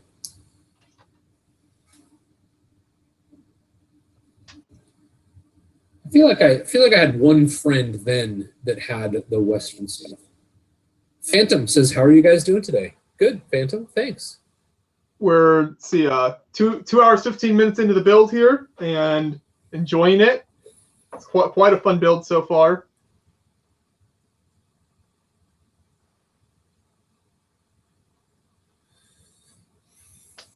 I don't know what the somebody just said in the chat, this Lego set is expensive, which I think they're talking about the Ninjago set, which it is. But that got me thinking, I don't know what the market price is for a Fort Legorado today. I'm not sure. I wanted to get one. I'm sure new, it's pretty crazy, but used, it might be relatively decent to pick one up.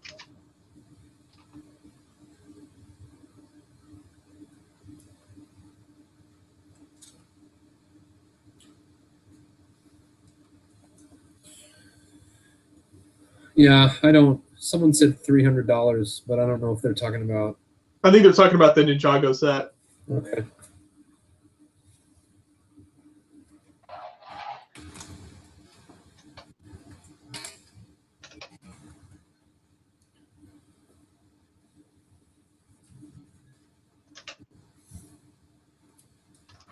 Keep turning this thing over and over again. I know, you're constantly spinning it.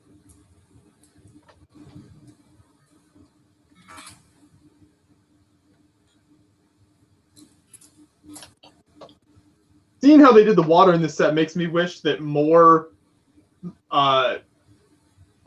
builders and their mocks did this type of water and less of just the parts dumping, like 1x1 stud parts dumping type of stuff that's so popular, I feel like, nowadays. Yeah. Because you can just create so much better, like, interesting textures and patterns by putting, like, certain colored bricks underneath and then, put the lily pad pieces in there and stuff like that.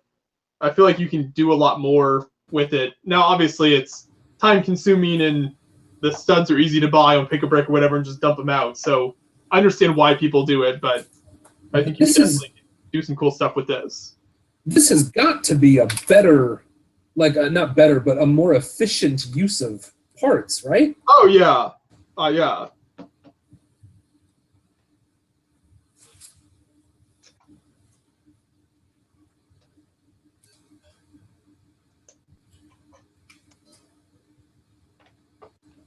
What do you think is going to be John and I have always joked with each other throughout the past year because of the crazy amount of Star Wars builds we saw of the attack on the tower. Now I can't even remember what it's called. Yeah, I know what you're talking about. Anyway, Is it that was like every show. Jakku? Not Is it the wrong? I think I think that's the different planet, but whatever the giant tower is. Yeah. In chat in Star Wars. Anyway, there were like 3 or 4 builds of that at least at every show we went to this last year. So I don't know what the Star Wars build for 2018 will be from the new movie that everyone wants to do, but hopefully they aren't so saturated because it gets a little tiring seeing the same build again and again. Yeah. That's funny. Scarif, that's what it's called. Yeah, yes, Scarif. Yeah, I never remember those Star Wars names. So Jakku is the new one, right? Or that's where the desert planet, right? Okay, that's right. Yeah, that's where Rey lived. Okay. Again, I'll be the first to admit I am not an expert in really anything. I love Star Wars.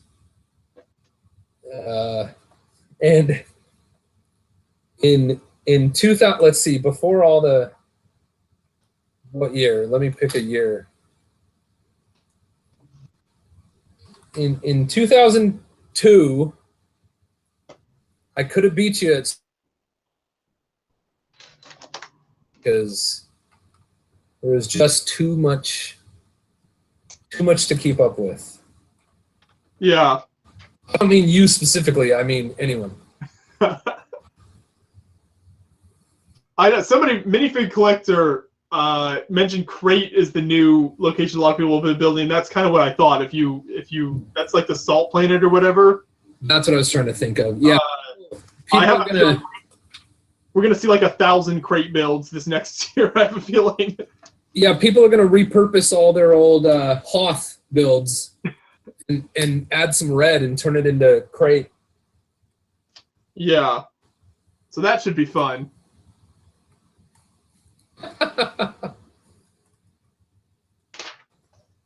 Get ready. At least with Scare, if there were, so like there was the giant, the huge, like larger than a person build. The Crisp Productions had a Brickworld Chicago, so that was cool because it was so massive. And there were like a couple others that were like cool layouts that had the whole battle, but for the most part, they all just kind of blend together after a while. All right, I'm sure I've missed something because I ended up with an extra 1x4 that just has studs on the ends. You'll have to let me know if you ended up with an extra of those. Okay. That doesn't seem right. It doesn't seem like that should be a piece that's extra. Yeah, I'm about on the last step here, so we'll see. All right, that means I got to open bag 4 real quick. Oh, that was a spare from his staff? Okay.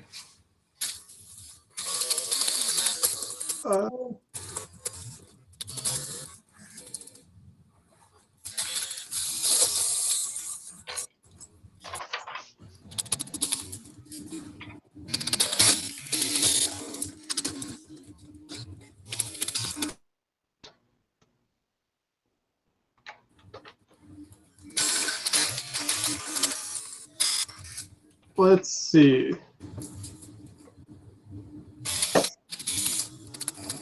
I did not end up with an extra. What was the extra piece you ended up with? It's a light gray 1x4 plate, and it's the one that only has studs at each end. It doesn't have stored. It doesn't have 4 studs across. Oh right, I see. Yeah. I did not end up with an extra. It might. Is it supposed to go in this section here? You're supposed to put like stack 2 of them on top of each other. Yeah, and then it's the same on the opposite side. Yeah, I've got 2 there and 2 there. Then there's 1 here. Oh, that's it. So it's like steps. Yes. Yeah. Exactly. Yep. That's it. Thank you. Yep. Teamwork. Teamwork. Everything is awesome. It is. It goes on, right? Everything is cool when you're part of our team. That's exactly right. I knew there was a team in there somewhere. All right, what's this? I like pipes. I have a friend on Instagram who likes to take pictures of pipes just out in the world, like, you know, industrial pipes. Yeah, that's sure some pretty impressive stuff. Sometimes.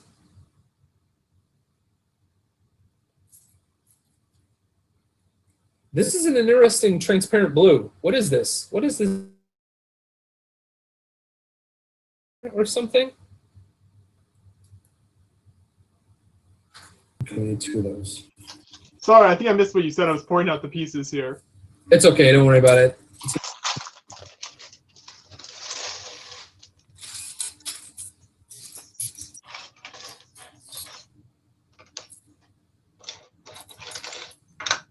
You'll see it in a moment when you're putting together these pipes and a transparent 1x1 round plate goes on. Yeah, I see what you're talking about now. Okay. And I don't know what blue it is. Huh. Yeah, I feel like I've seen it before, but it's not real common. Yeah.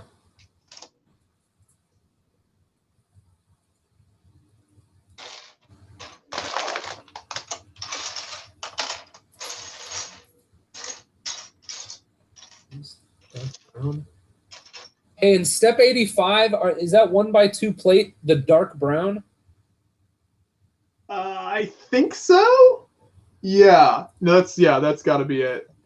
Yeah, definitely.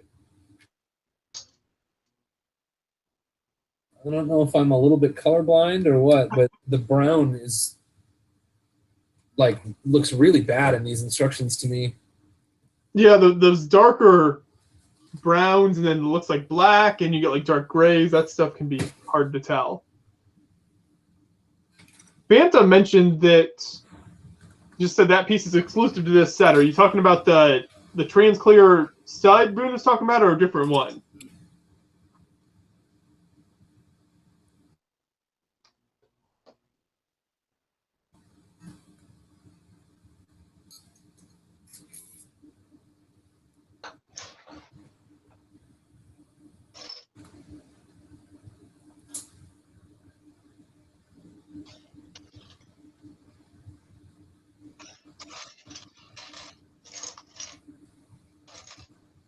Minifigure collector, you said what is favorite Pirates 1 set, Boone? I don't know. I think, are you just talking about like the original Pirates? Black Sea's Barracuda. Black Sea's Barracuda is tied for my top set all time.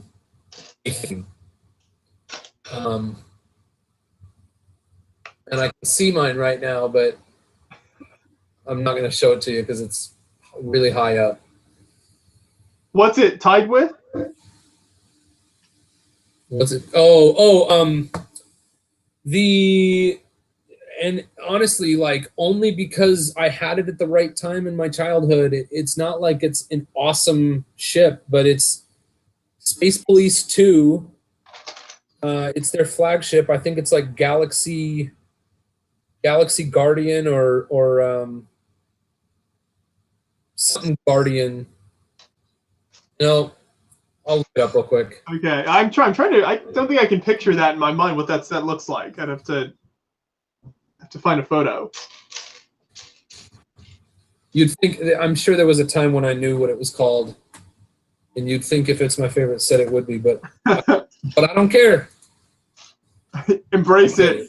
Space Police 2. I feel like it's like Galaxy Defender. Galactic. I don't know. Oh, that's Space Police 2 flagship.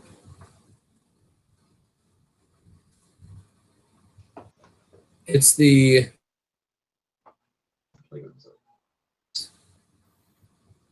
apparently. Why didn't you? Galactic Mediator. Oh, that is a great name. So, can I share my screen with you?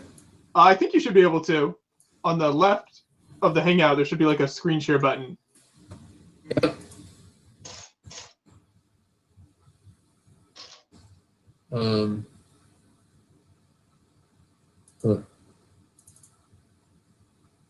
So, can you see it now? Yes. Okay. I'm not too familiar with that set, but so the reason I loved it is I think it was the biggest spaceship that I had, and it was just the right time for me. I was the right age when this came out. I wanted it super bad. I got it, and it just remained my favorite set through childhood. I need to get it out and sort of give it a refresh, clean it up, and make sure it has all the pieces. But the cool thing about it was, I don't know if you can see my cursor, but it came apart in 3 sections. So this whole front cockpit part was its own section, and then the middle piece here was its own section, and then the back piece with the wings was its own section.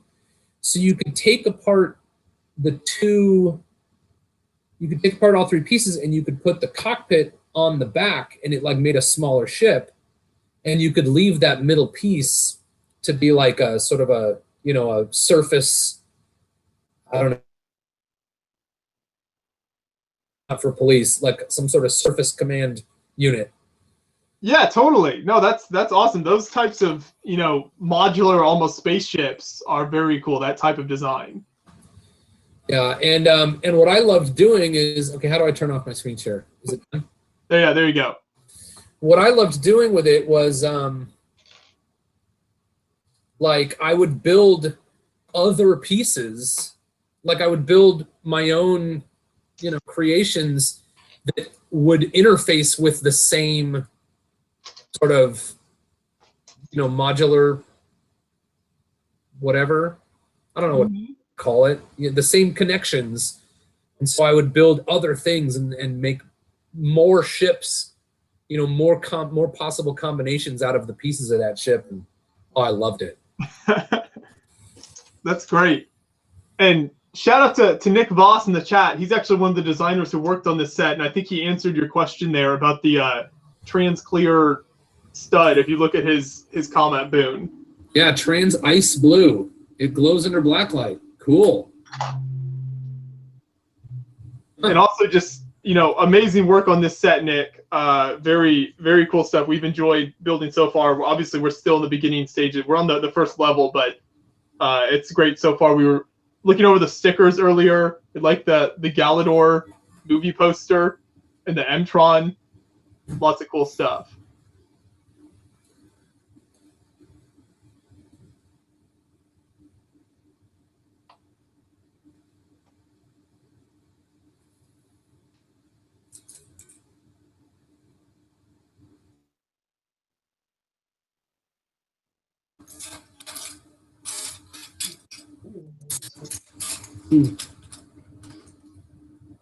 That's what you.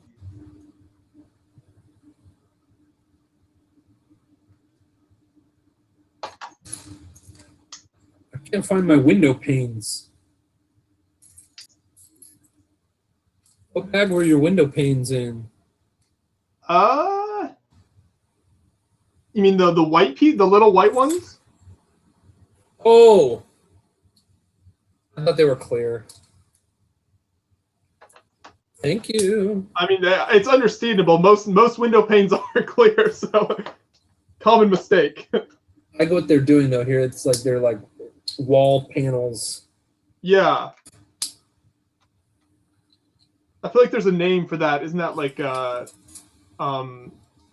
Japanese style, like almost like paper wall? Right? Yeah. I feel like there's some name for that. I know what you're talking about. I do not know the name. Someone in the chat will be able to tell us.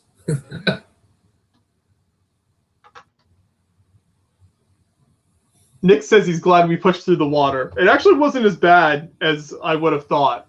I guess that like laying them down wasn't too bad. It was finding the right pattern and not messing up how they're supposed to be put down. I guess that was the more difficult part.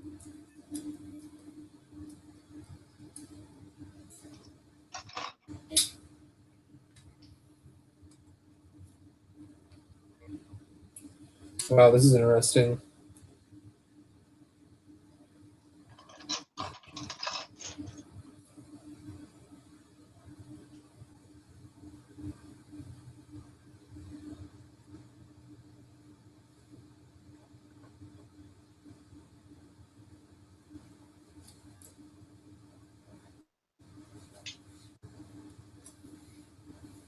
Oh, I love that we get to build the robot. I saw this robot on the sticker.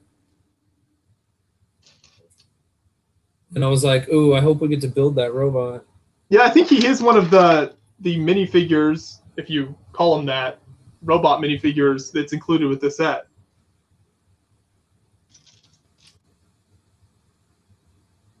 I love his little legs.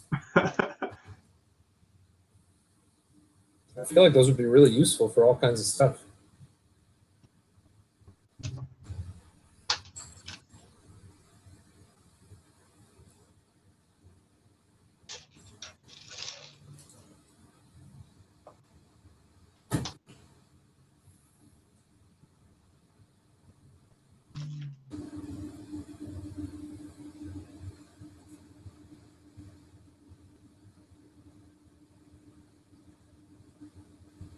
So far, I haven't disappointed myself too much with my sticker applying ability.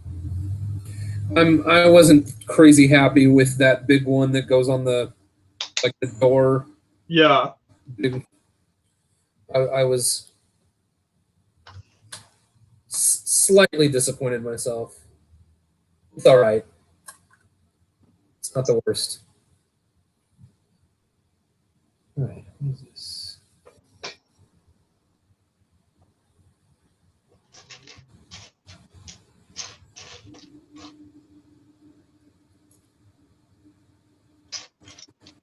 This robot's head is really interesting.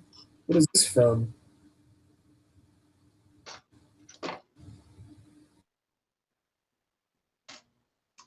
Yeah, that's a good. It looks like it could be something from the Galaxy Quest line. That looks like something.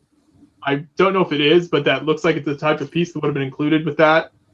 Yeah.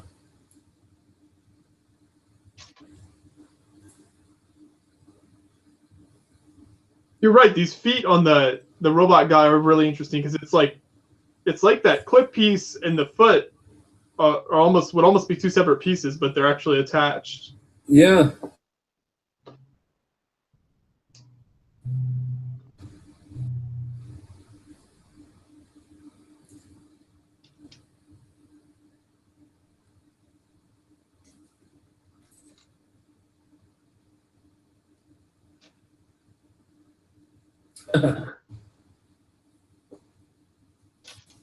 That's cool. Oh, he goes in there.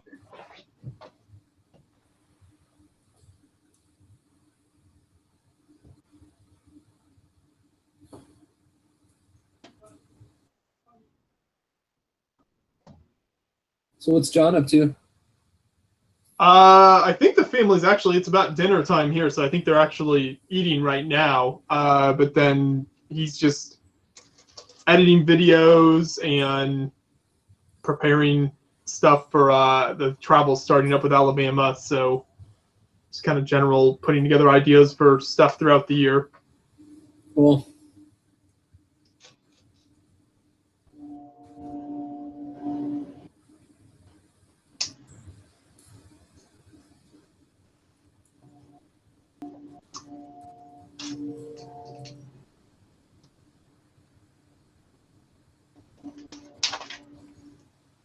I like how the robot's got like a golden like walking stick thing and a broom, or is that like a trash picker upper? Yeah, I think he must be a trash robot. So he can grab. He's got a trash grabber and a broom and a bucket to put it in.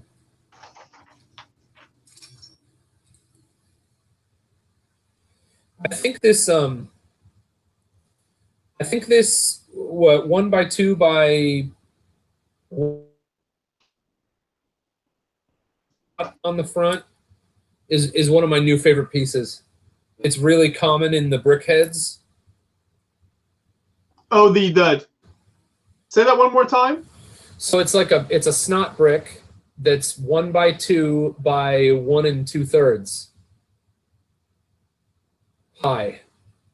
Okay. And it's really common in the brickheads, and it's one of my new favorite pieces because I just love that it's as high as a 2x is wide, you know? Right, gotcha. Okay.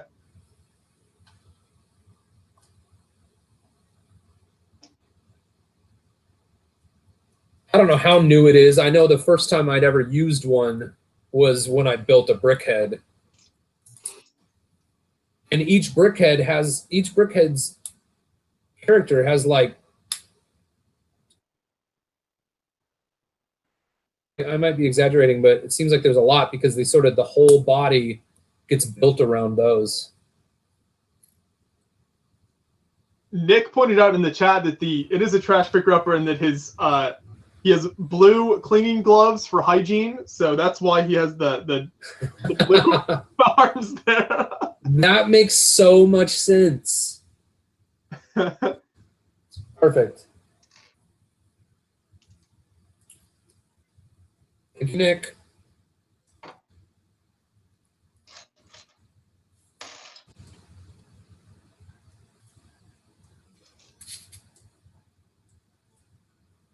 Oh, I'm sorry you're missing dinner. No, it's fine. I'm sure I'll catch up at some point.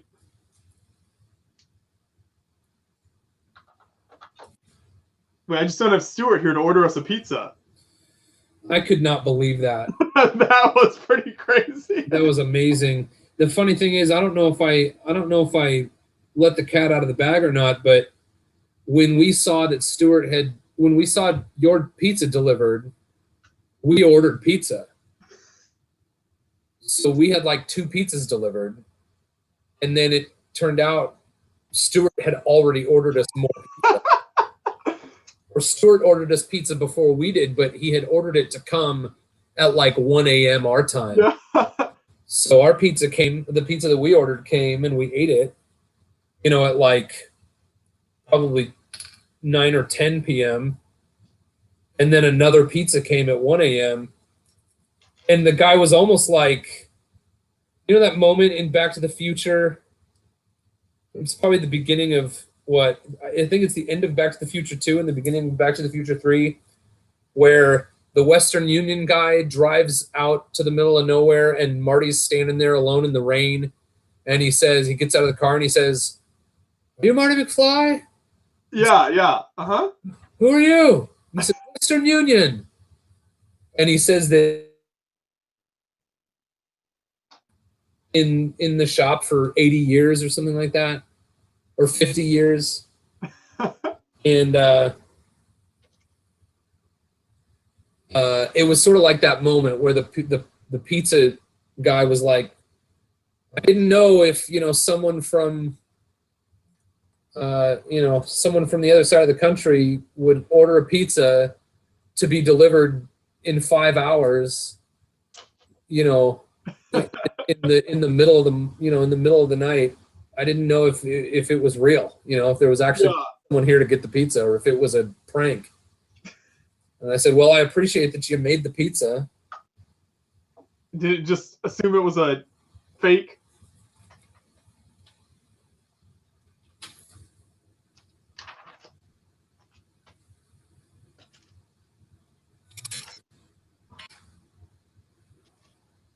Because I wasn't going to turn down more pizza that night. Right. I mean, who would do that?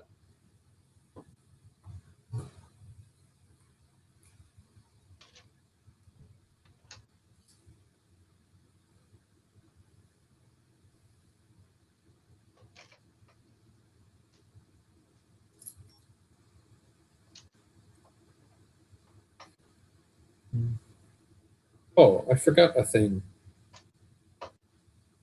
Where's that?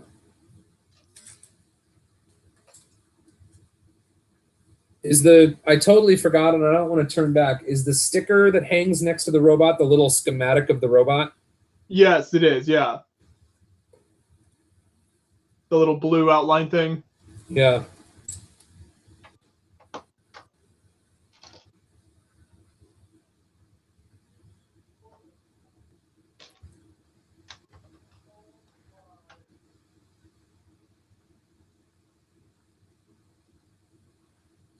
We're coming up on hour number 3 here. About to finish hour number 3. I can't believe it. We're not going to finish this tomorrow. Probably not at this rate. we're like 4 steps in of like 18 or something. Okay, I'm gonna stop talking for a little while. Okay, we gotta work in silence for the next hour. I don't know. I feel like that's got to be boring for people watching. Probably. Although clearly some people are like, "No, please talk less." We really want you to be quiet.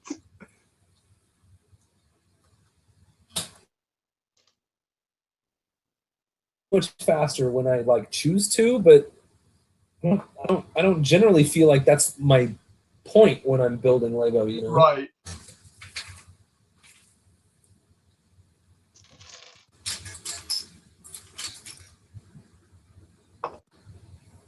Did I tell you about the event they did at the Philly Brickfest show last year? It was a bowling/speed build event. Because there's a bowling rink next to the convention center, and so everybody would bowl, and then you would go back and build on the set they had there, and then once the next person finished bowling, they would switch off. And you did that until one team finished their build.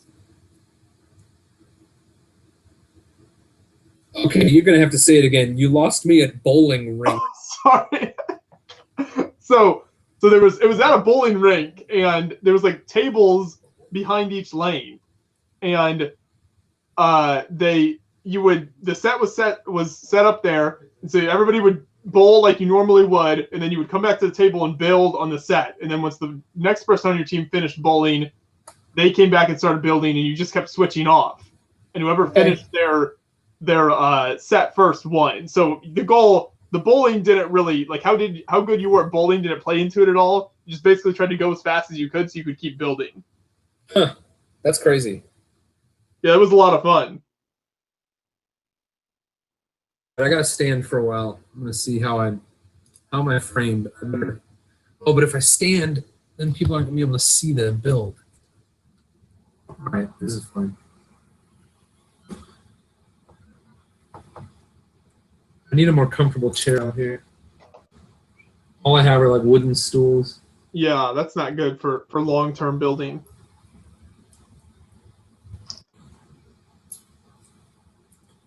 I built this workbench at a height that I liked to either stand or sit at a stool. So I need to get myself some sort of like high stool / office chair with like a comfy seat. Mm-hmm. John keeps wanting to get a standing desk because he can't. He doesn't like to sit down for long periods of time for like video editing and stuff. So he wants one of those standing desks that you can like put it up and down and stand at it. So far, we haven't gotten anything, but we'll see. Yeah, I often think that would be cool, and then I think, nah.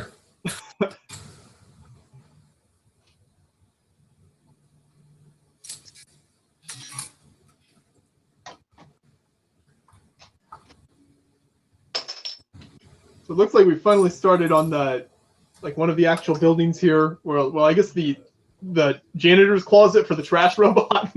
Yeah.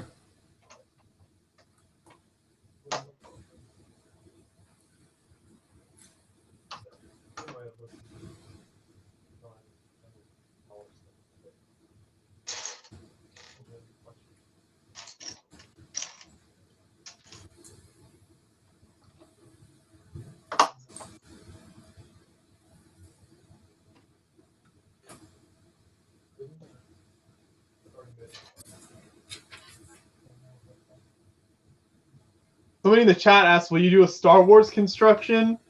We might be. Keep an eye out. You never know what sets we have coming down the line for future live builds. There is a distinct possibility.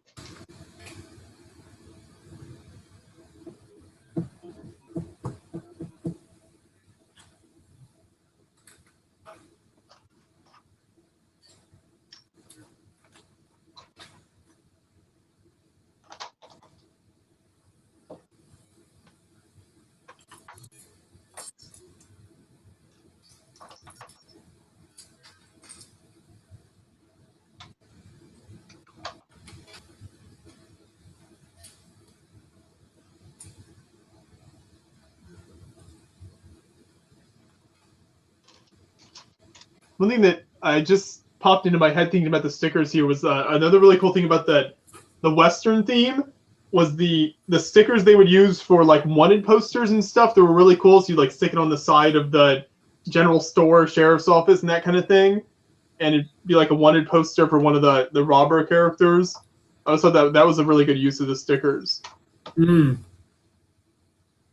that's cool.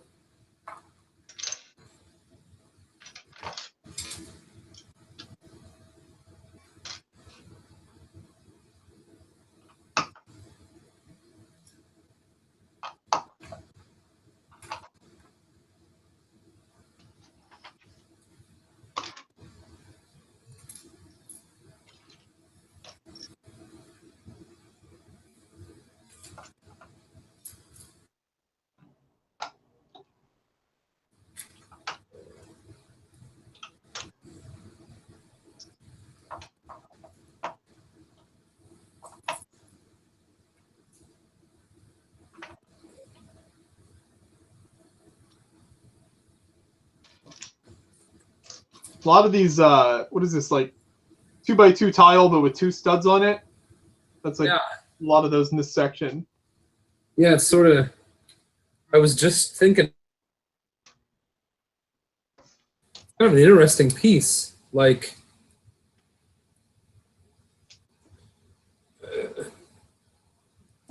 it reminded me of a conversation we had with, who was the gentleman who was one of the designers on the, I think he was one of the designers. Mike Psyche? Yeah, Mike. Mm-hmm. Talking with Mike, and I don't remember how the conversation went. I do remember there was a point where he did say he didn't feel like, for people who felt like they needed to modify bricks, you know, like, why not just build what you can with. But I think part of the beginning of the conversation was just how, like, the crazy amount of different elements that have been, you know, released over the years. And I was thinking as I picked that piece up that it's a, you know, it's a 2x2. It's like a 2x2, but it's half tile, half plate. And yeah, it just made me think, like, how would they have done this? How would they have done this little piece here without that? And I don't know. And then it makes me wonder, like, should this be a Lego piece, you know? I guess it's fine. But then it's like, if we make everything, if we, you know, if they, in the long run, if they make every kind of shape that can possibly be made, and I guess it is all still, like, based on a standard.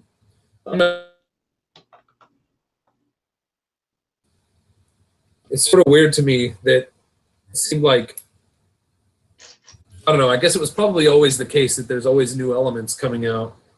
But it seems like there's a lot more new elements coming out on a regular basis than there used to be. That could just totally be my perception. I could be totally wrong about that.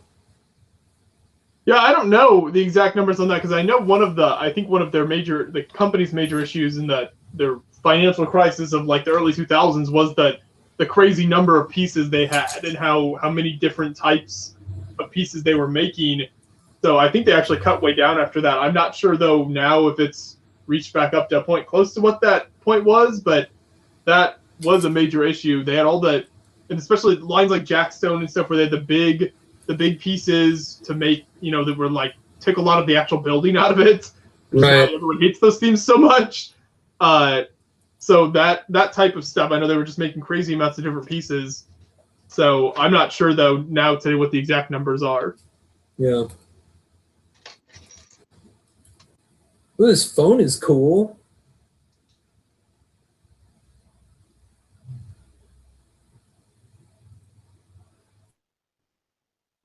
That is, yeah. I'm just starting on that now, but I see the finished part. That looks pretty cool.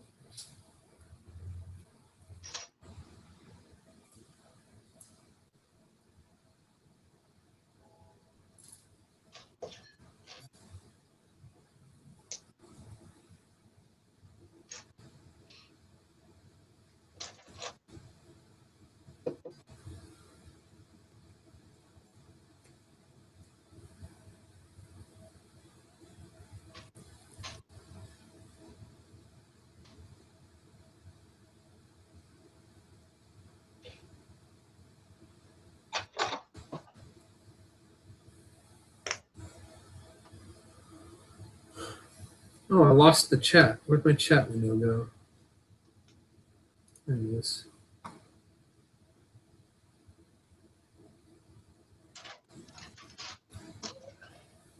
Any other new sets that you know about this year?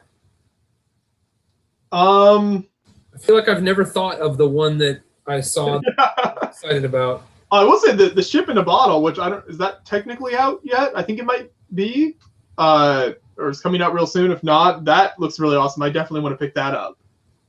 That type of, almost along the lines of the architecture sets, where it's like a pretty cool display piece like that. I think that stuff is really cool. I did some reading about that one the other day. That it's sort of like the main point of whatever I was reading was that it like isn't as big as everyone thought it was going to be. It's also like a production set, so Yeah. it seems like they probably did the best they could with it, I imagine. You have to work with whatever restraints, especially those ideas sets tend to be on the smaller side. I think the Apollo was a kind of an exception to that. Right. And I guess the fishing store was pretty cool, pretty big as well, but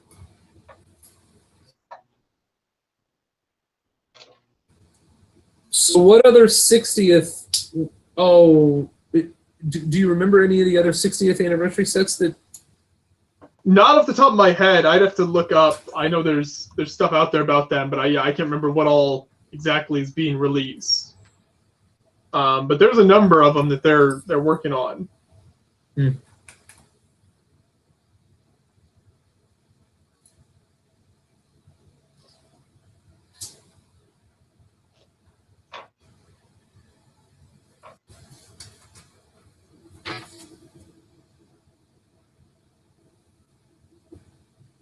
Yeah, I guess this is a little market. We got a crab for sale and some fish.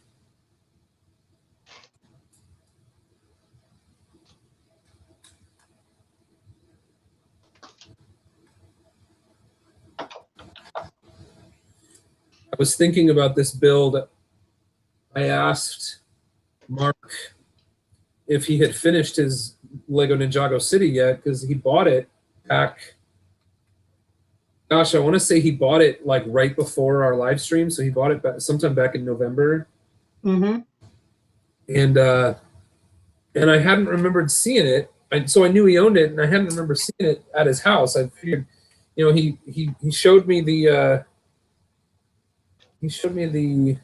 fishing house, and I figured he would have shown me the Ninjago City if he had finished it, and I just couldn't remember him. So I texted him yesterday. I was like, "Hey, have you finished Ninjago City?" And he said, "Haven't started." Okay.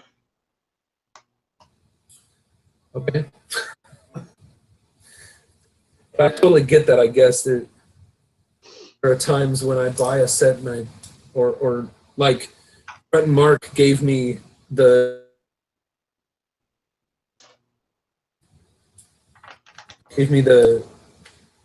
Ghostbusters Firehouse for my birthday last year, and it's still not done. Oh, I know you were working on that on the 24-hour live stream, I think, weren't you? Yeah, we worked on it some that night. Perry was here, and we worked on it some, and I just work on it. You know, every couple months, I do a little bit more, and someday it'll be done. But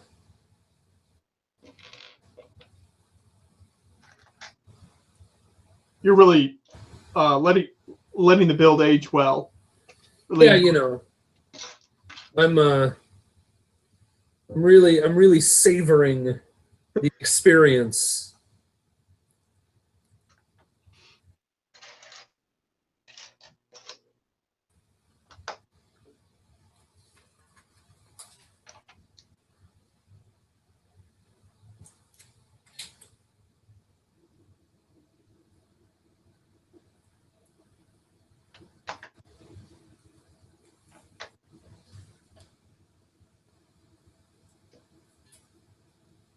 Hey, I'm putting on the last sticker numerically. I'm sure that means the build's almost done, right? Yeah, putting on sticker 56. We must be in the home stretch.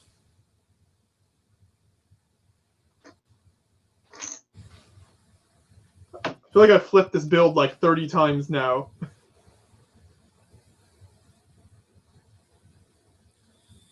Yeah, I know. I feel like a little bit earlier on this stage there was like five pages in a row where you had to rotate the whole build.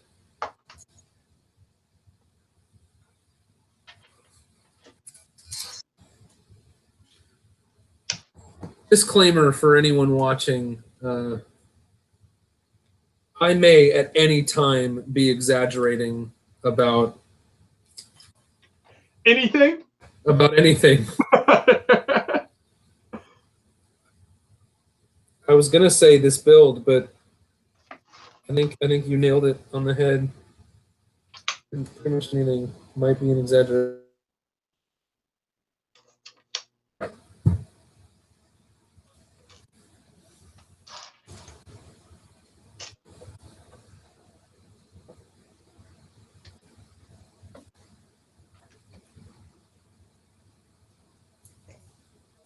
Like the bright pieces as well, like the bright yellows and oranges and stuff.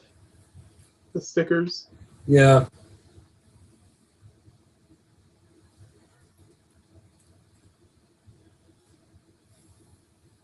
Okay.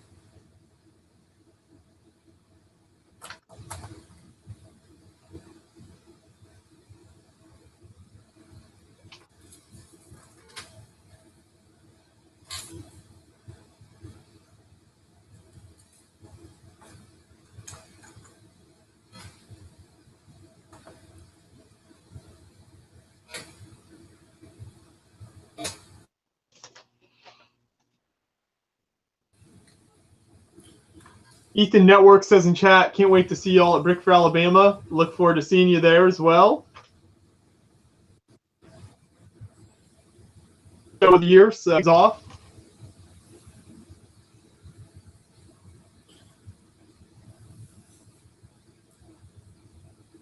Ethan said, "Are you reading the chat?" Yeah, we don't say it all out loud.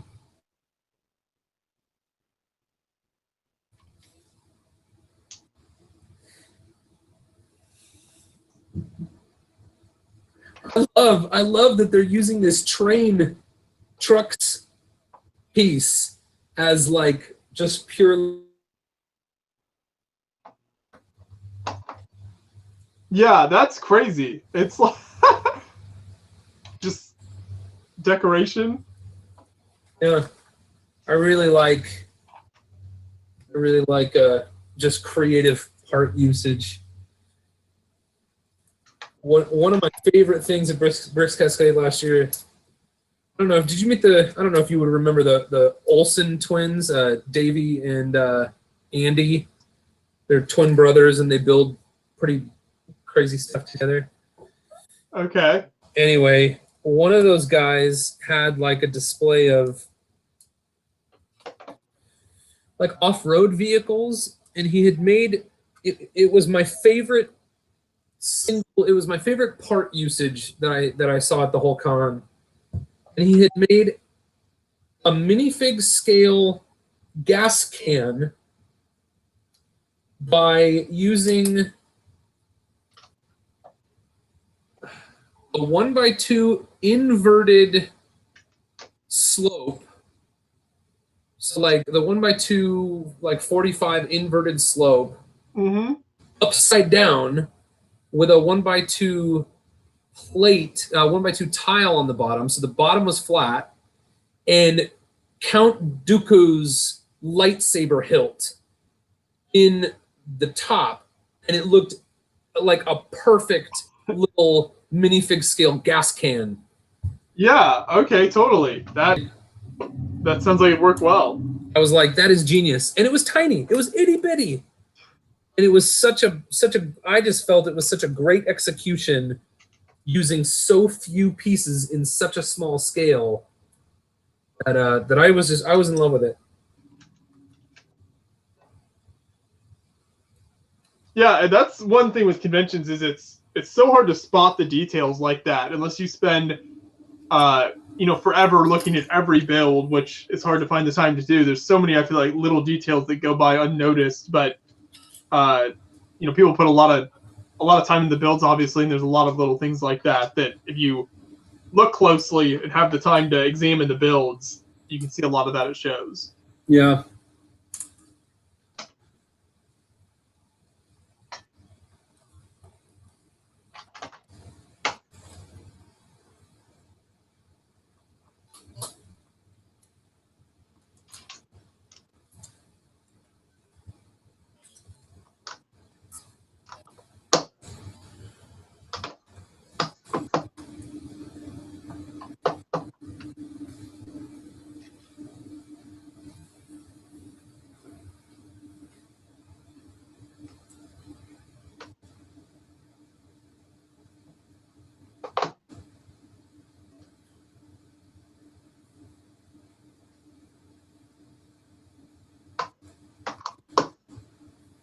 So Joshua, before you sort of became a full-time YouTuber slash Lego convention visitor, what kinds of things did you do with your free time? Or I guess now, what kinds of things do you do with your free time when your free time isn't spent at Lego conventions? A lot of different stuff. I like some gaming. I enjoy like Civilization, real-time strategy games, a little bit of Xbox stuff like Halo Wars and stuff like that. So I will do gaming, and then just I don't know, spend a lot of activities with the family. So I don't know, bowling, anything, a lot of different stuff with the family. Since John and I travel so much, it's nice to, when we are home, we try to do a lot of stuff with the family. So if I'm by myself, it's probably like gaming related stuff, and if I'm other than that, I'm doing stuff with the family. And then I don't know. I feel like I've been in school now for I don't know so long that I've never had a ton of free time. I just transitioned like right from college into post-grad work, and so I don't know. Free time isn't ever something I've had a ton of between the convention stuff and school. So when you say the family, like who is that to you? Do you have like an extended family, or is it? I've our parents, and then we have there's 5 kids in my family, so there's 7 of us total. And Okay. my oldest brother is married and has he has a young son as well, and so we do stuff with his family, and then just a lot of activities like so we were talking about like winter sports earlier with the Olympics. So we did like skiing and stuff like that here, like Michigan area.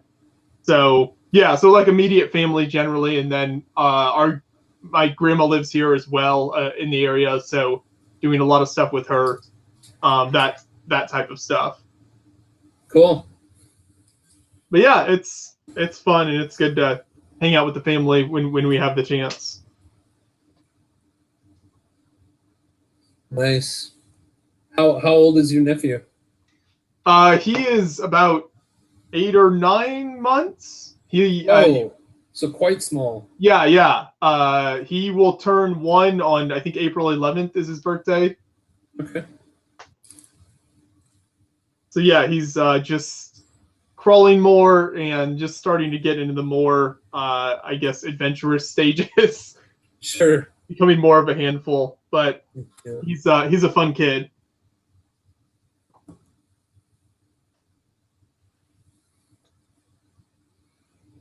Do you have any?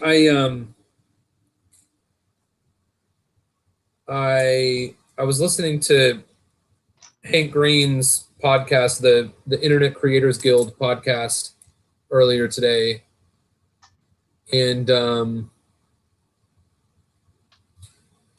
he was talking to whoever his guest was about like she'd started a YouTube channel when she was like 11. By the time she was 15, she had a pretty popular YouTube channel, and she's 19 now, so she's in college. And he just had some interesting friends think as you sort of like develop this YouTube channel, and like now how do you like, how is it to sort of like relate with people in the real world when you have sort of this presence online? So how is that for you? Like, you have friends that like don't understand what you're trying to do, or is everyone like think it's cool, or do you know what I mean? Yeah, totally. No, the general reaction is definitely they think it's really cool. So like friends in college, a lot of people that I got to know there and would talk to about it, they always thought it was really neat. And the funny thing is, so I don't generally lead with like I'm a YouTuber, that's my job. Generally I'll talk about, I'm doing, college or grad school work or whatever. And so I think it's always funny because I get to know the person, whoever it is, a little bit before it generally comes out that like YouTube is what I do for my job. And Sure. So then I think it takes them they're more surprised because that they don't, I guess you don't expect that to be someone's job on a regular basis. Right. Seeing their surprise always kind of makes me laugh, and I always think that's a little funny. Seeing how people react to it, but overall, it's overwhelmingly positive, and people think it's really cool. It's been great to have friends and family, the great support from people that always have really good reactions, especially younger. I mean, anyone my age or I don't know, under 30 or 40 can catch on pretty quickly and like understand what it is, right? What YouTube thing. But over the age of 40 to 50, you start to lose a lot of people, and it's tough to explain what exactly it is. So I always appreciate it when somebody generally younger, obviously catches on and appreciates everything that we're doing and understands what it's actually all about. Yeah, that's cool.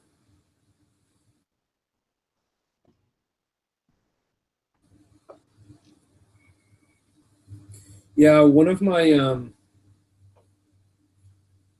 best friends, his name is Jason, and he's not into Lego. I mean, he's not opposed to Lego. We've actually built a set together, but he's just not like. He's probably. Oh, it's his birthday that I'm going to tonight. So he's probably like. I don't know. He's probably 40. 47 or something like that.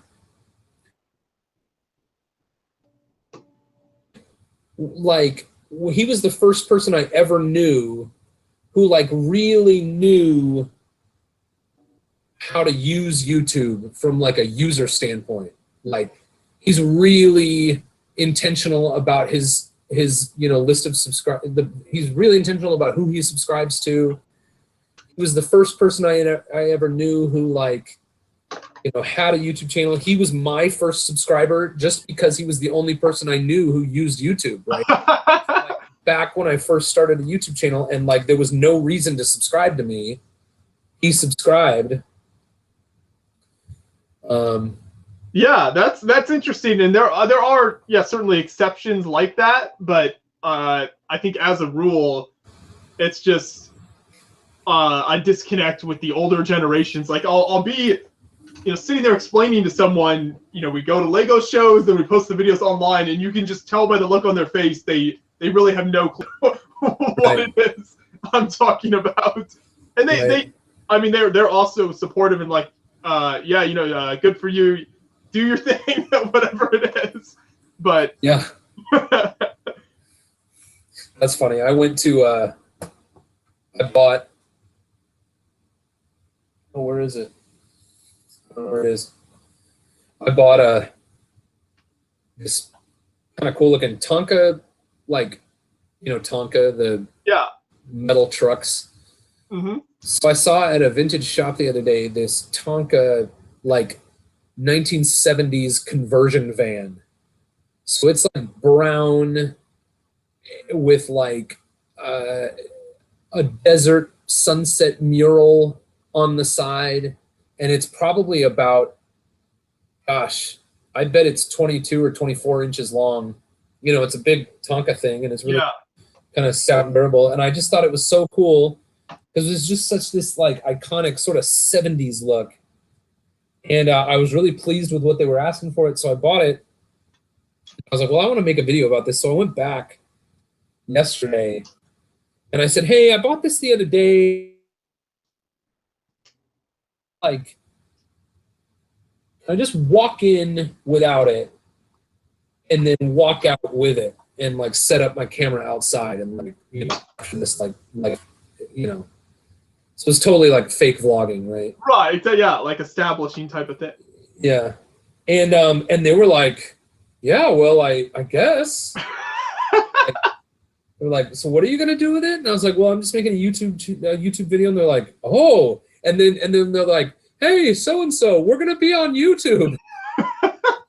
And I was like, it's not really that big of a deal. I have like 4,000 subscribers, and I have to always remind myself that it is 4,000 real human beings that are, at some point in time thought I like this enough. But I said in YouTube terms, like it's not that much, and they were like, I don't know, 4,000 sounds like a lot. I was like, well, okay. So you got some new fans. Yeah, yeah, we'll see. That's funny. Yeah.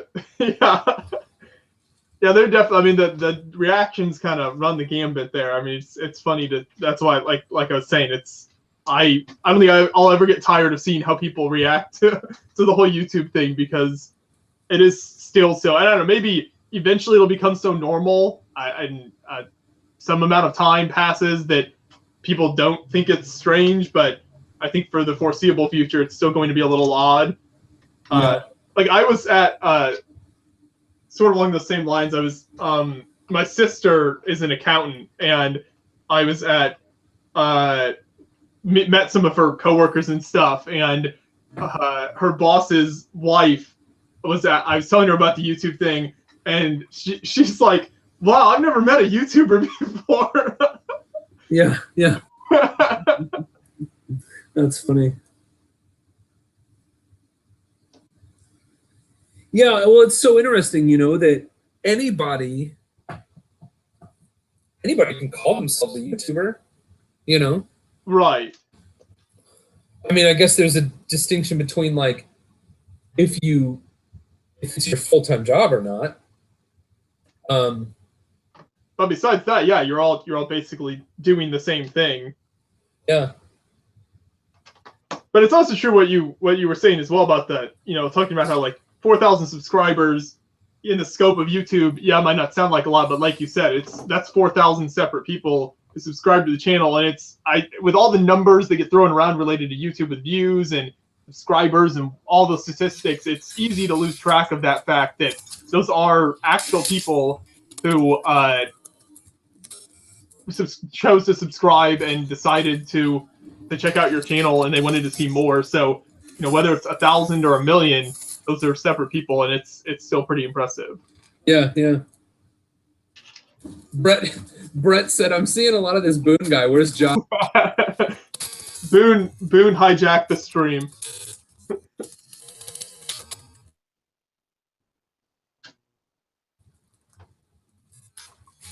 I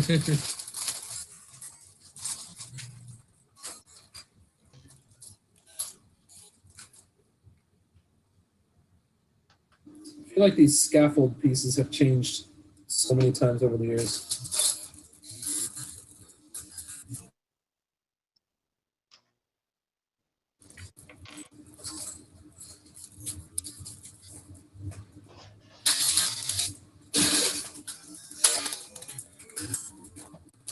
A lot of greenery in bags 5 and 5. Is there? Okay, that's good. It was getting kind of gray down here. Vines and leaves and... Oh! Well, this looks like an actual lily pad. I think it's like the painter's... It's the painter's palette, like minifig. Right, okay. Accessory. And I'm pretty sure it's about to become a lily pad.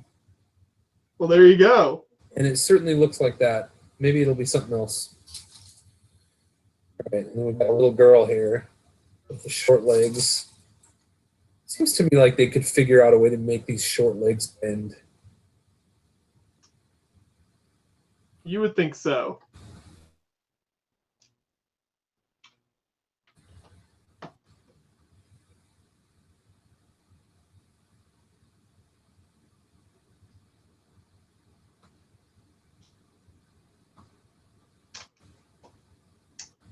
Just finishing up step 4, which means it's time to go back with the extra pieces and figure out what I missed. Yeah.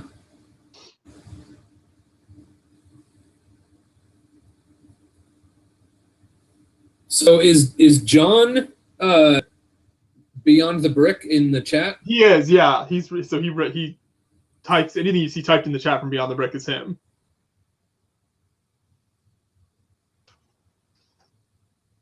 I feel like you didn't have an extra 2x2 round piece, did you, with a hole in the middle? I did. Oh, did you? I did. Yeah. I don't know if we both missed it or if it's supposed to be extra. Let's see. Oh, My minifigs. Oh, my minifigs are off the screen since I.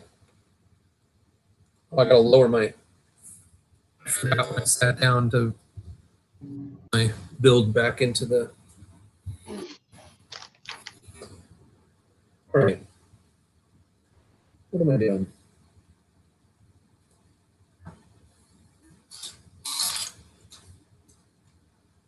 I love bright light orange. I think it's my favorite color.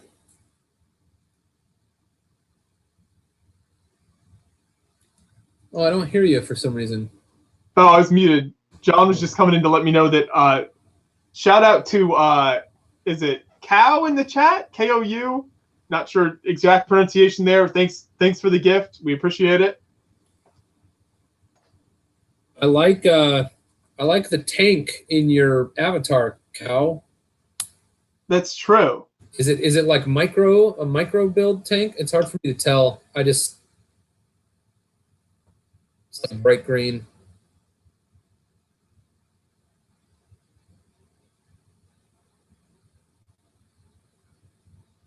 It reminds me of I built a little purple tank in an afternoon one day for this. I probably told you about this back when I met you.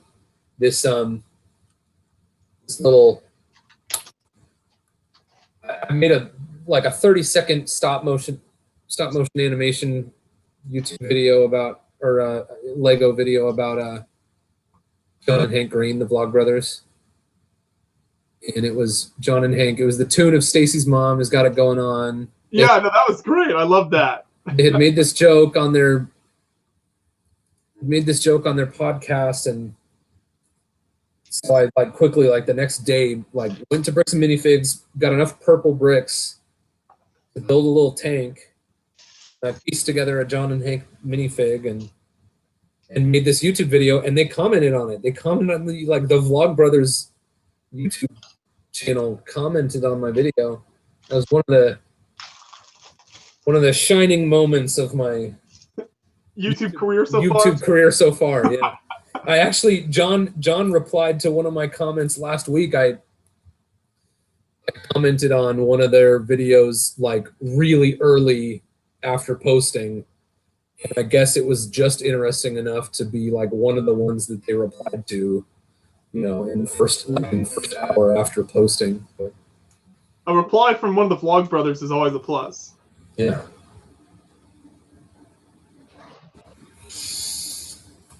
All right. This is amazing.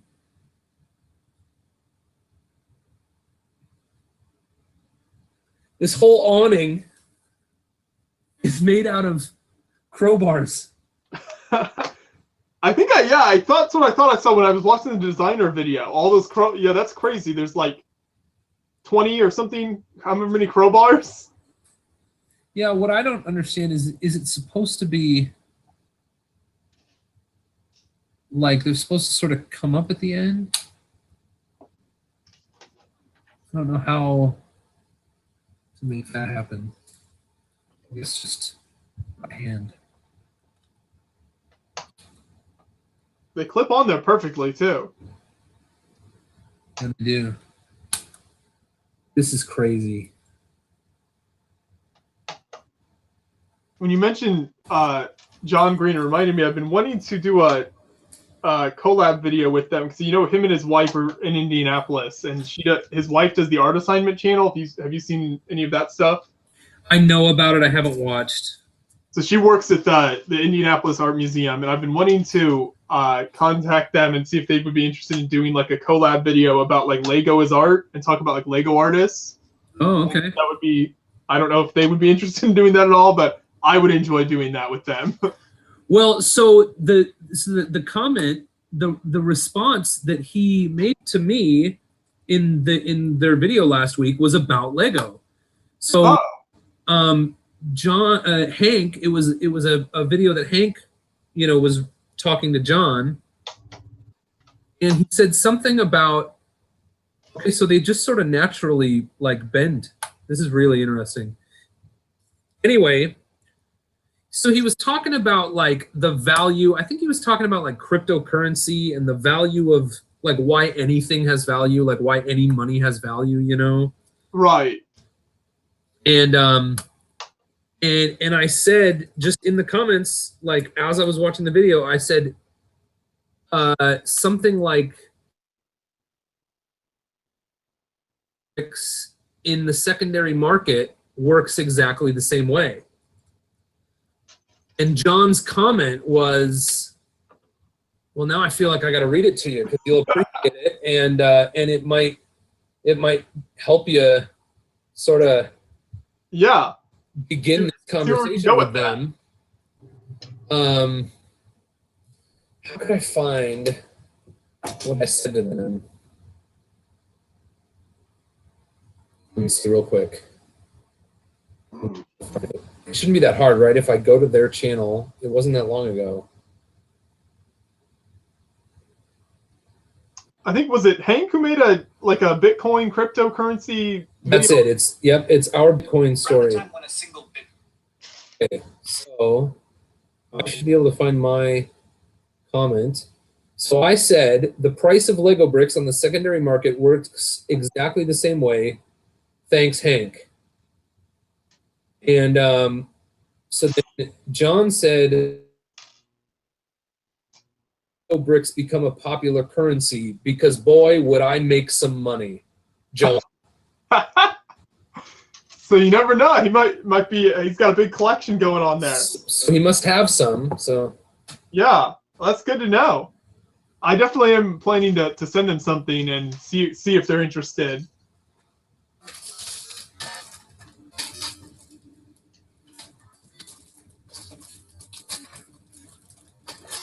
Yeah.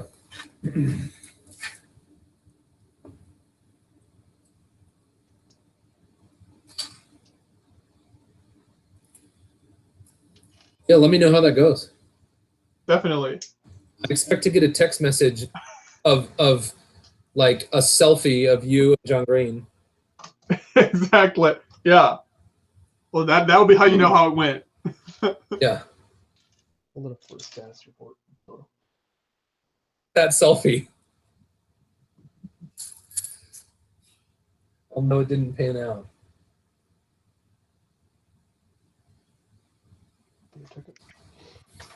Right, this is weird.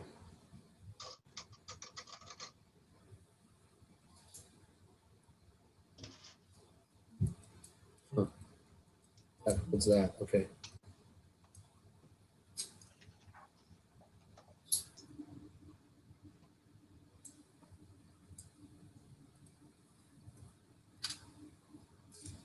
Somebody Beyond the Blast Stores wants to know if we've done a video yet on the diner modular set. I don't know. I'll ask the producer here behind the camera. Did we release anything on that? No. No, I don't think we have posted anything related to that.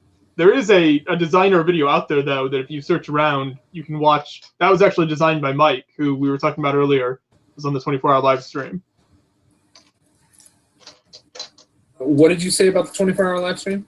That Mike Psyche was the designer of the diner modular set. Oh, yeah.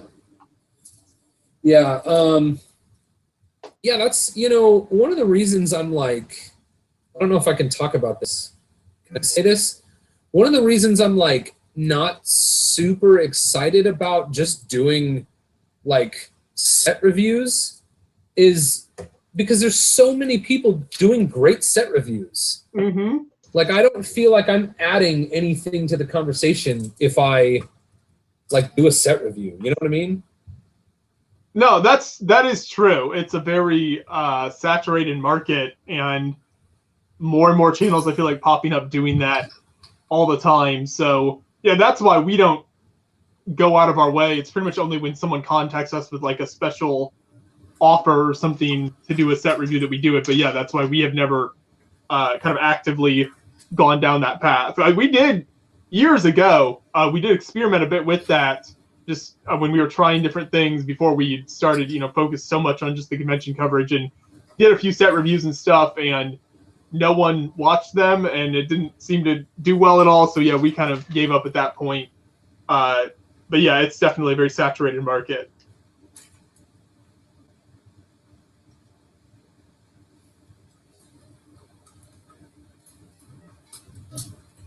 Great. No, Fran's neon orange. ooh. It's like Ice Planet. Yeah, it is. And that's not to say that I'm like not interested in like doing set reviews. I'm not, like you said, I'm not going to go out of my way Right. to like develop that as sort of a, you know, a standard, you know, content, you know, part of my content strategy, I guess. Yeah, that's something that I always tell, you know, when people ask us about like tips for YouTube and stuff, is definitely like finding your niche. You know, like what we're doing the convention coverage, no one was doing that when we started the channel. And so it was definitely a niche that was there to be filled, and people were interested in seeing that type of content. So find something that isn't either has, you know, very little or no one doing it, and you have a much better chance of success than trying to come in and compete with.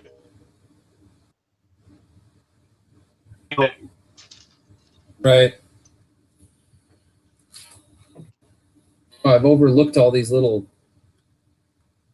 green things.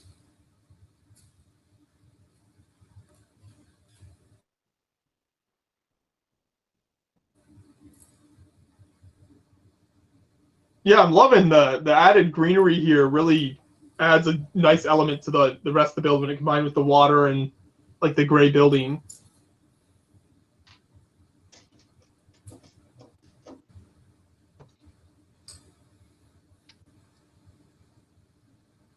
Oh, another frog.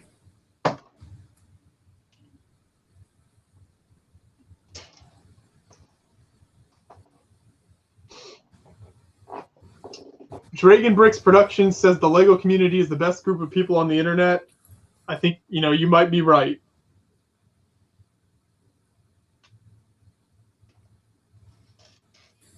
Yeah, it certainly seems like a fairly, you know, as far as like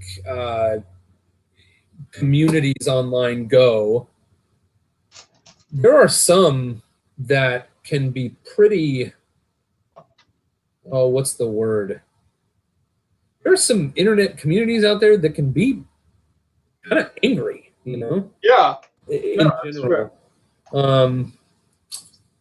And I feel like the Lego community online, generally speaking, is pretty positive.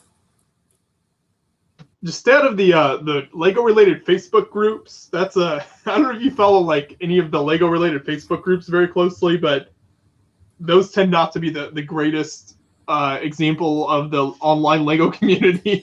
Oh, really? I'm just a member of a couple, and I've been pleased with just a couple that I'm a member of.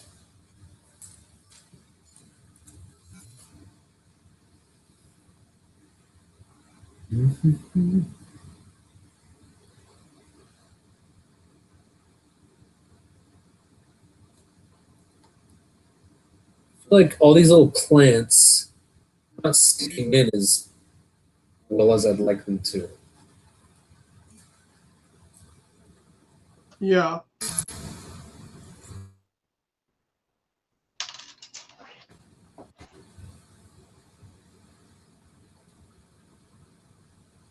Oh my gosh, this would be such an awesome set to draft. It would take 3 days, but you could walk away with some. All of the crowbars. What was that? All of the crowbars. Yeah.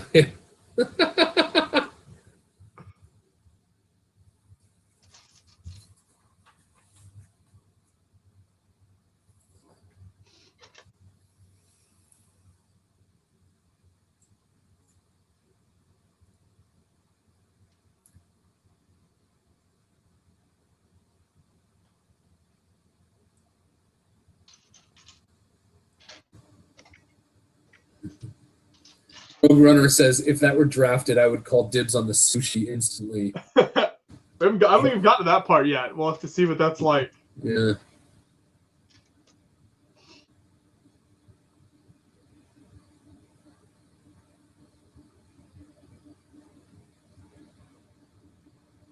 Well, that's a neat way to think about it. Viper said, I think Beyond the Brick is cool because you guys show so many mocks and interesting things at conventions.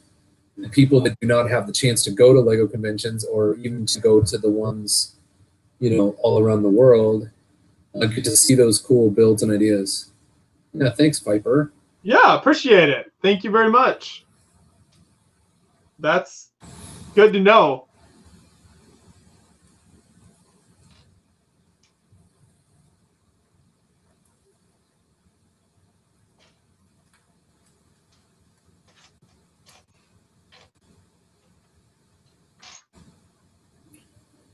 All right. What we got going on here? This is interesting. Oh, I love how they're putting these. Yeah, the light and dark gray together. Yeah, that's really, it's kind of like we were talking about at the very beginning with the angled pieces. That's really cool. Those fit together so perfectly. Yeah, it's like I always knew conceptually that works, but to sort of put it into practice in this way is a neat looking design.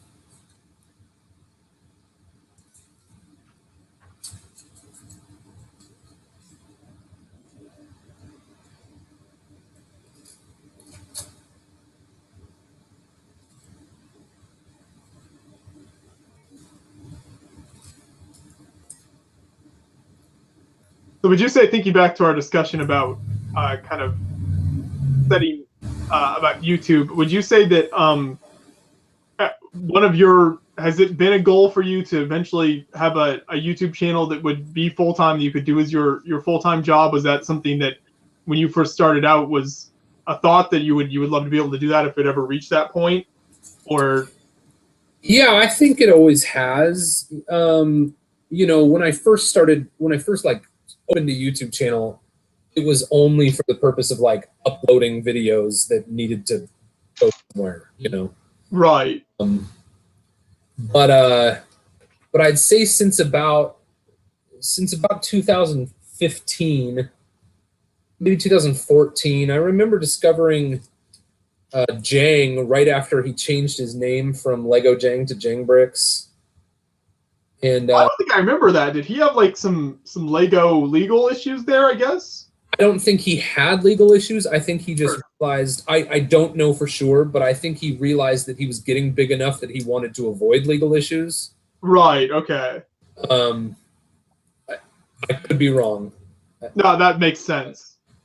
But that's the way it seemed to me. And so just right around that time.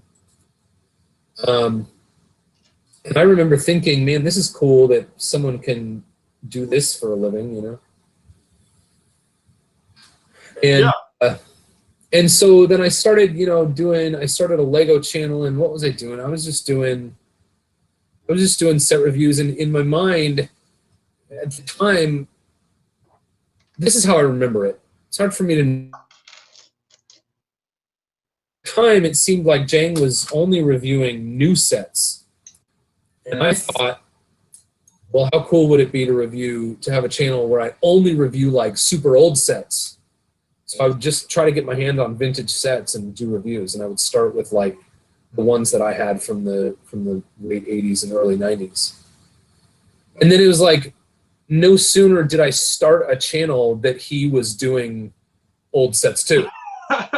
I was like, well, okay. And so then, just like I said a few moments ago, like I didn't feel like I needed to do that when that's what he was doing. Right. So then I tried to start doing, so I started doing like some more, I'd like do some giveaways, and I'd do some dabbling in stop motion, and then for some reason I just kind of lost interest in that. Oh, well, I remember I saw Casey Neistat. Someone shared with me. So that was like 2014, summer 2014, that I started just kind of posting some Lego stuff on a channel that I called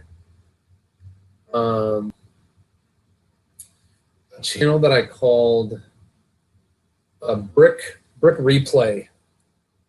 And so then in the spring of 2015, that's when Casey Neistat started doing his daily vlog. Okay. And I didn't know who he was. Somebody sent me a video of him just doing a studio tour. And I had always wished I had a job where I could wake up in the morning and kind of decide what project seemed interesting to me that day and then take that on, you know. Mm-hmm. Just freedom to kind of decide what you want to tackle that day. Right. And I could not what that job was. And when I saw Casey Neistat, I was like, he has the job I want. He gets up in the morning. Now, I don't want to be Casey Neistat. I think we have very different personality types. But it was the first time I recognized, like, okay, there's someone who wake up in the morning, he can decide what projects he's going to tackle. And I'm like, I want to do that. So in the summer of 2015, I'm sorry, I'm giving you a really long-winded. No, this is interesting. I love hearing these types of stories from, I think, people, you know, YouTube creators and stuff. I think it's interesting to hear how people kind of came to where they are today and how they decided to start creating. So feel free. Yeah. So that summer, summer 2015, I was like, okay, well, I'm just gonna create something every day, no matter what. Like, whether it's good or garbage, I'm gonna create every day and publish something.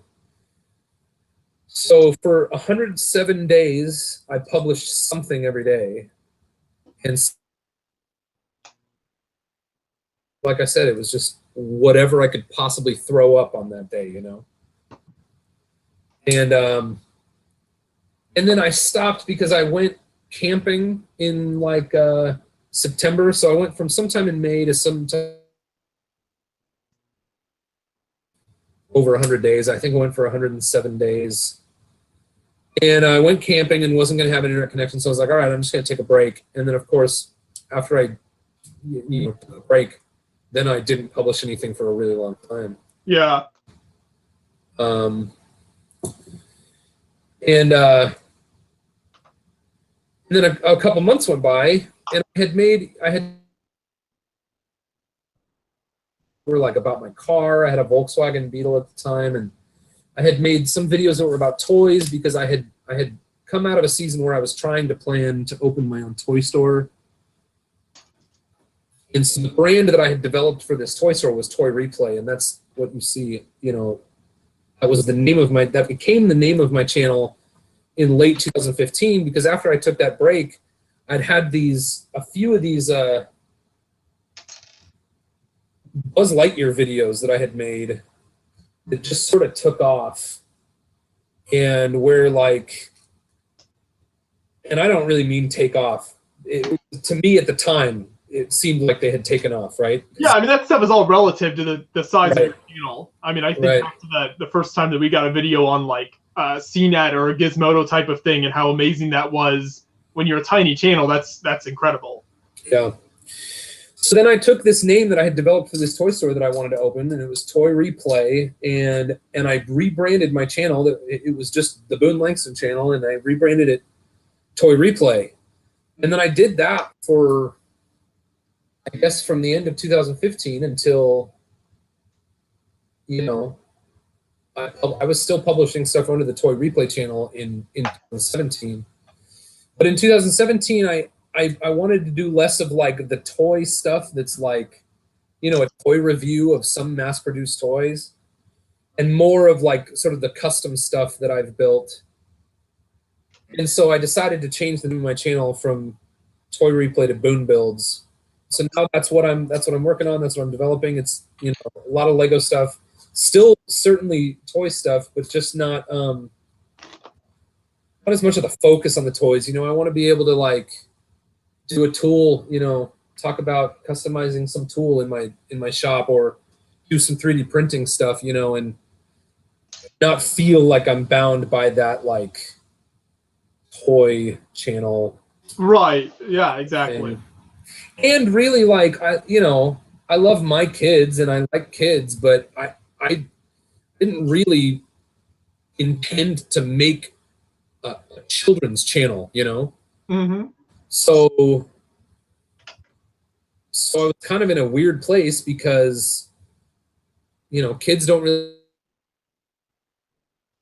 and then it's like I was making content that was, content that kids would like, but not with a person, how do I say it? Not with a presentation that was geared toward kids.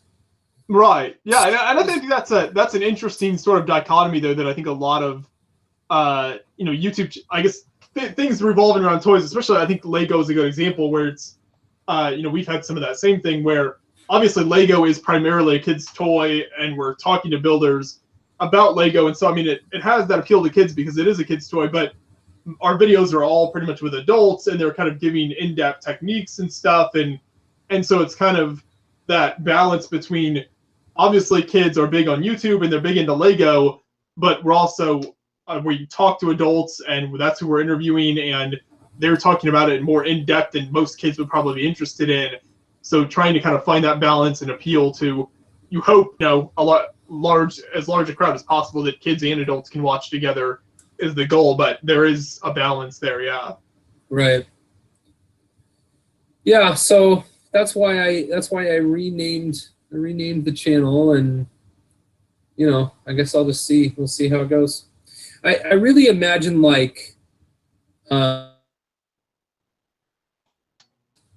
who I feel like my target audience is any adult who is a big enough fan of something that they are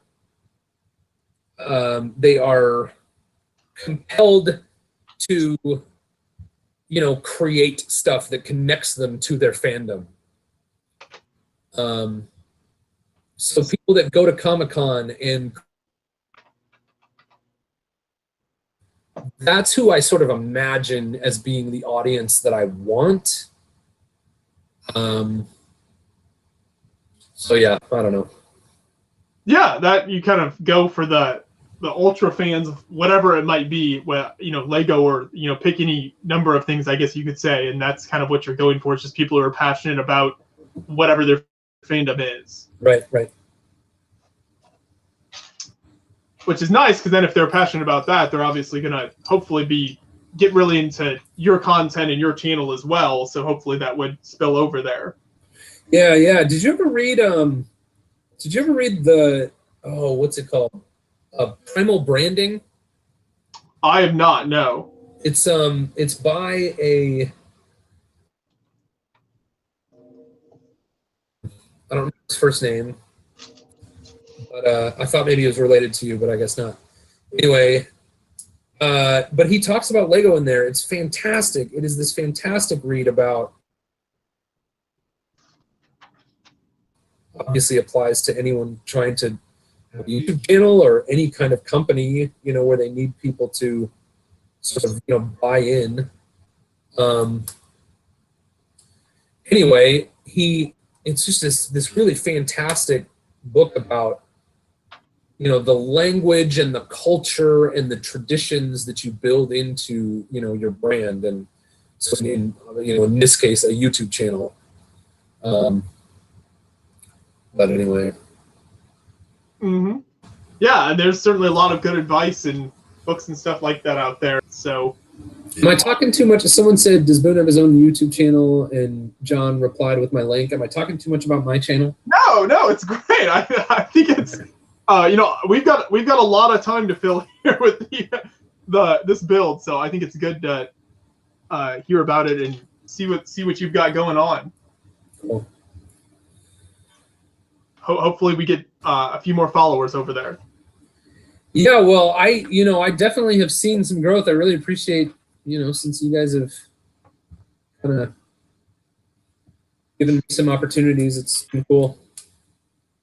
Definitely, and it's mutual. I mean, you're great content and stuff you make with the magazine reviews. Yeah, thanks. What is that piece? Oh, what's this?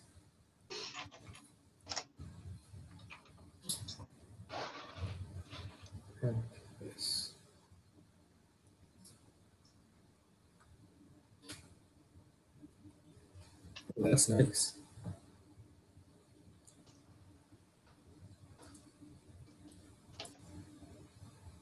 So I love I don't know how far you are on the bridge design, but the bridge design is really cool. I think with Yeah. That's sort of what I'm coming to find. I just put on the angled tiles. Oh, I just realized I didn't really answer that question for you. I told a huge long tangent story when you asked me a question, and I didn't really answer your question. So yeah, the goal definitely is to be full-time at some point.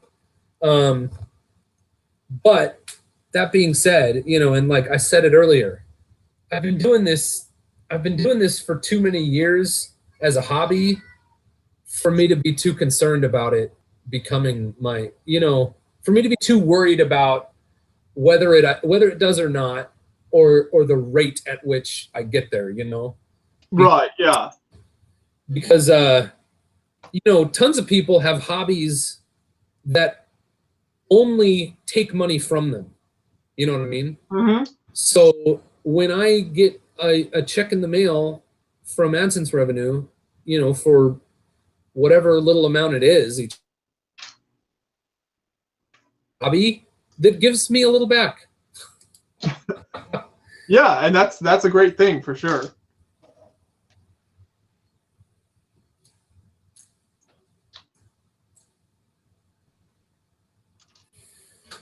All right. What do we got going on here? Big. But yeah, I think as I've thought about that some more. Like I know you asked earlier, was that a similar thing for me? And I guess as far as like an end goal or a dream to do the YouTube stuff full time, I think that the reason it never was so much for me is because while I was studying in college and in high school, and I knew I wanted to study in college, was history and stuff that was kind of totally separate topic than anything I was doing on YouTube. And so I didn't ever think that I thought, okay, well, that's what I would go into, and I'd find a job, doing something history related.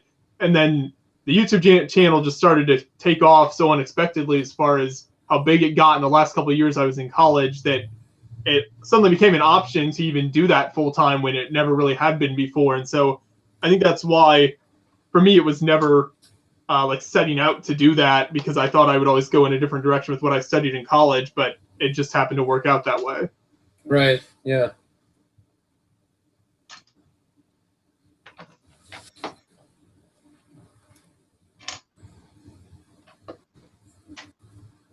Yeah, that's crazy. It's crazy to think about all the people whose like dream is to be a full-time YouTuber, and to think that there are people who sort of,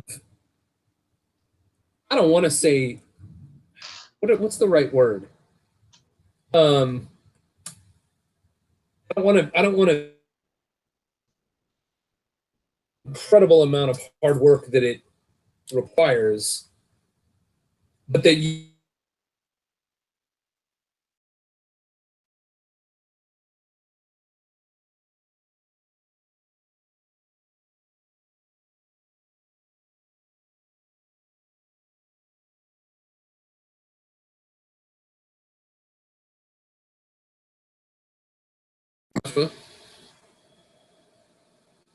There, sorry. Right, it was right when you started talking about.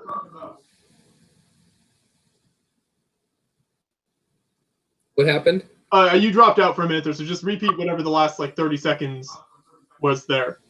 How that really works out like that, but that's true, yeah. Well, and I think there are plenty of scenarios in life where that's kind of that is a phenomenon. So disappointed with that Sticker placement.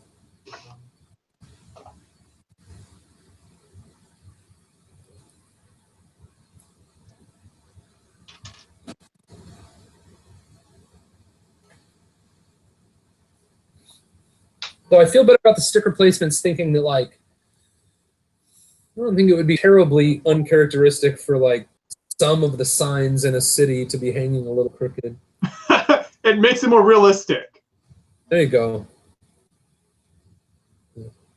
The art of life.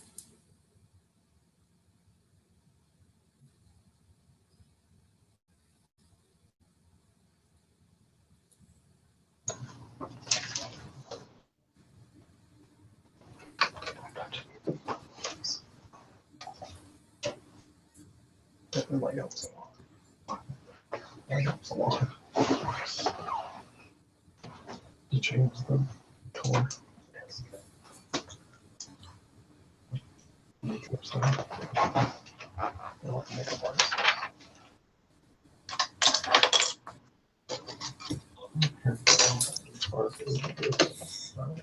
Very long.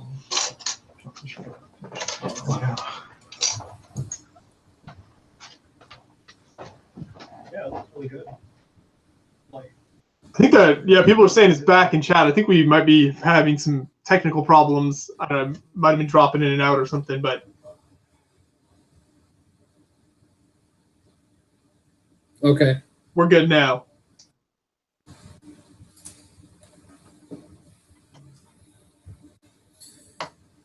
And we're back.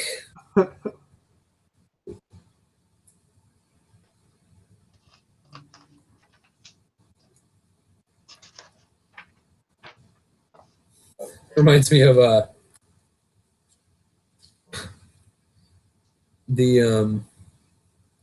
it's like an old SNL sketch with Jim Fallon and what's his name?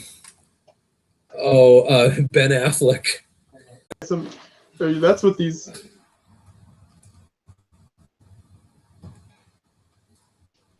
You can do so much with those. Would have been a grave mistake. What happened? Oh,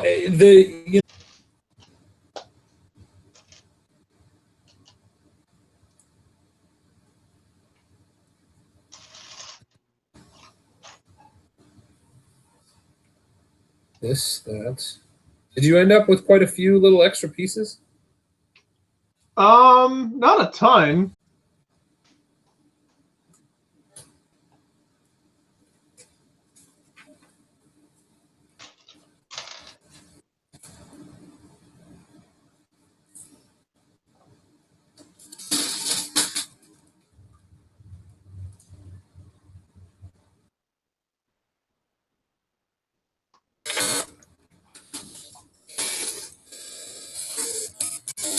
I don't know. Not unless it's like way less in depth. Which I don't feel like it's terribly complex. It's just kind of large. Yeah, just a little bit. We might be going till like 3 a.m. your time. Yeah.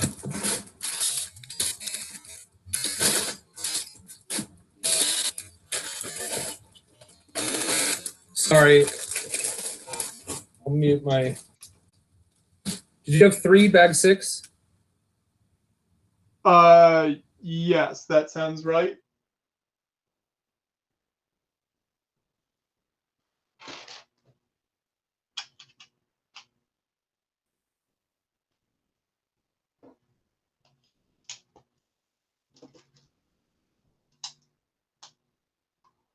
Apologies to anyone in chat for if the stream's going in and out. I think Google Hangouts is not always the most reliable, so kind of work with what you've got here.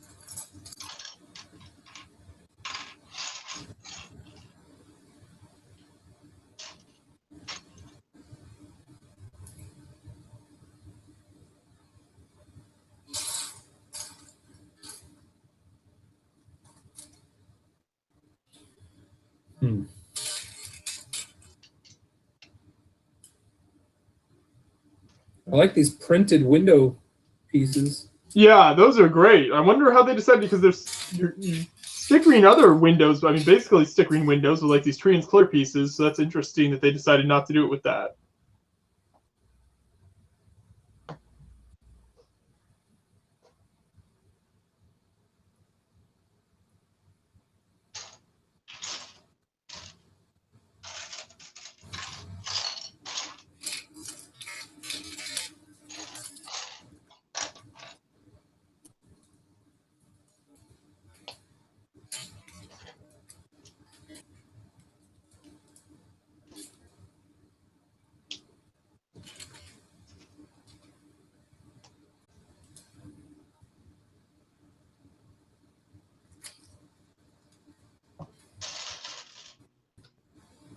Getting into the black pieces here as well, which is kind of nice, different colors.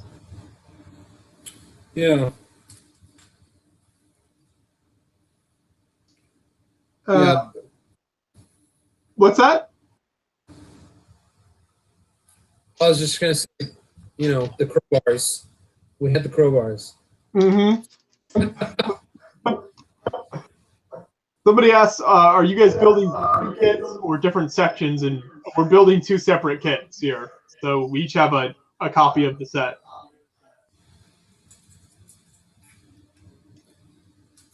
Wouldn't that be interesting?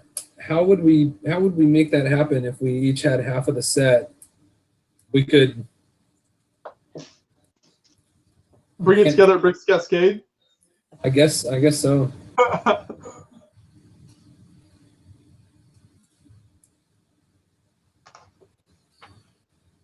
Oh boy.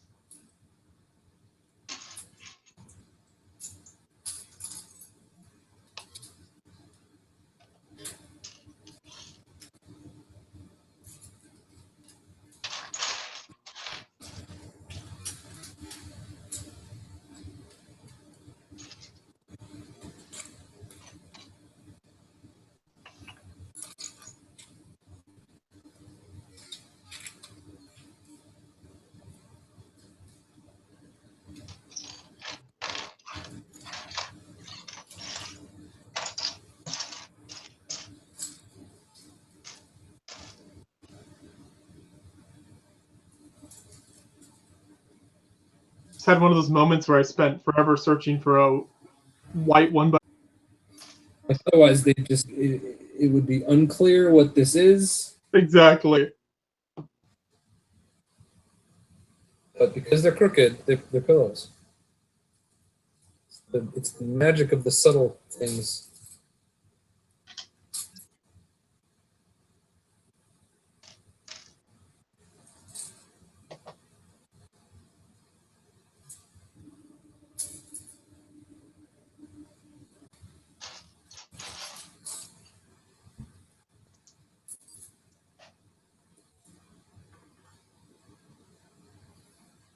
That's really cool. Sticker TV set. That's really cool. I think I remember seeing the sticker on the sheet earlier and thinking, oh, that must be a TV set. Or like that must be for a television.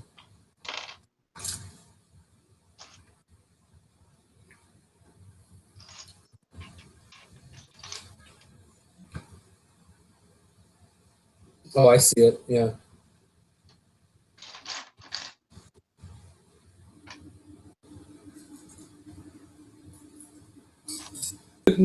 Good day, Ninjago.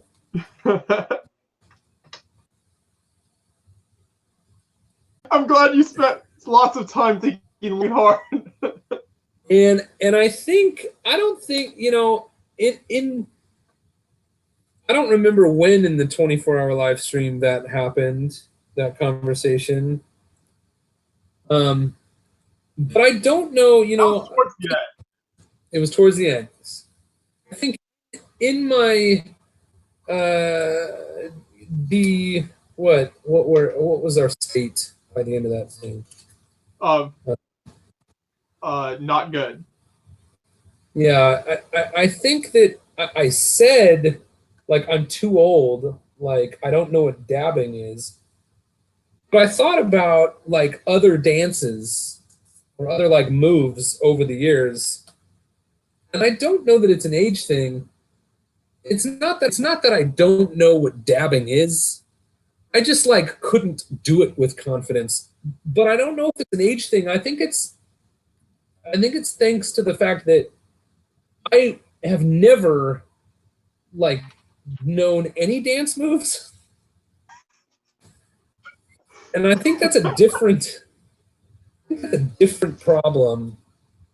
And So I don't know, is it pieces right now is the half Technic pin that has a stud. I absolutely love that thing. That's a lot really useful piece. You do a lot with that. Yeah, I've been using them all over the place lately. Let's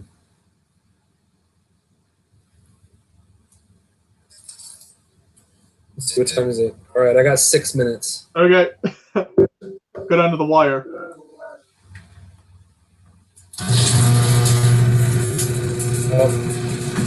Yeah, my family doesn't get it. That's the garage door.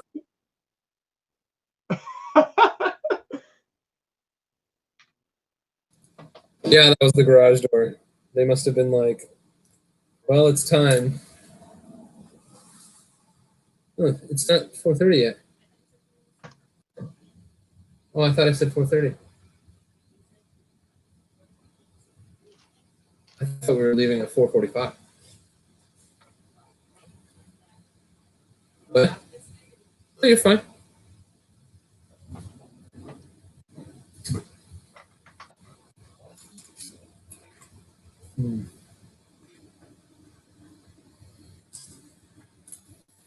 I keep forgetting to bring the chat back up. Oh, 4:25. Viper says the stream is really lagging bad. Yeah, I don't know. We've had some. I think it's been off and on. It's weird.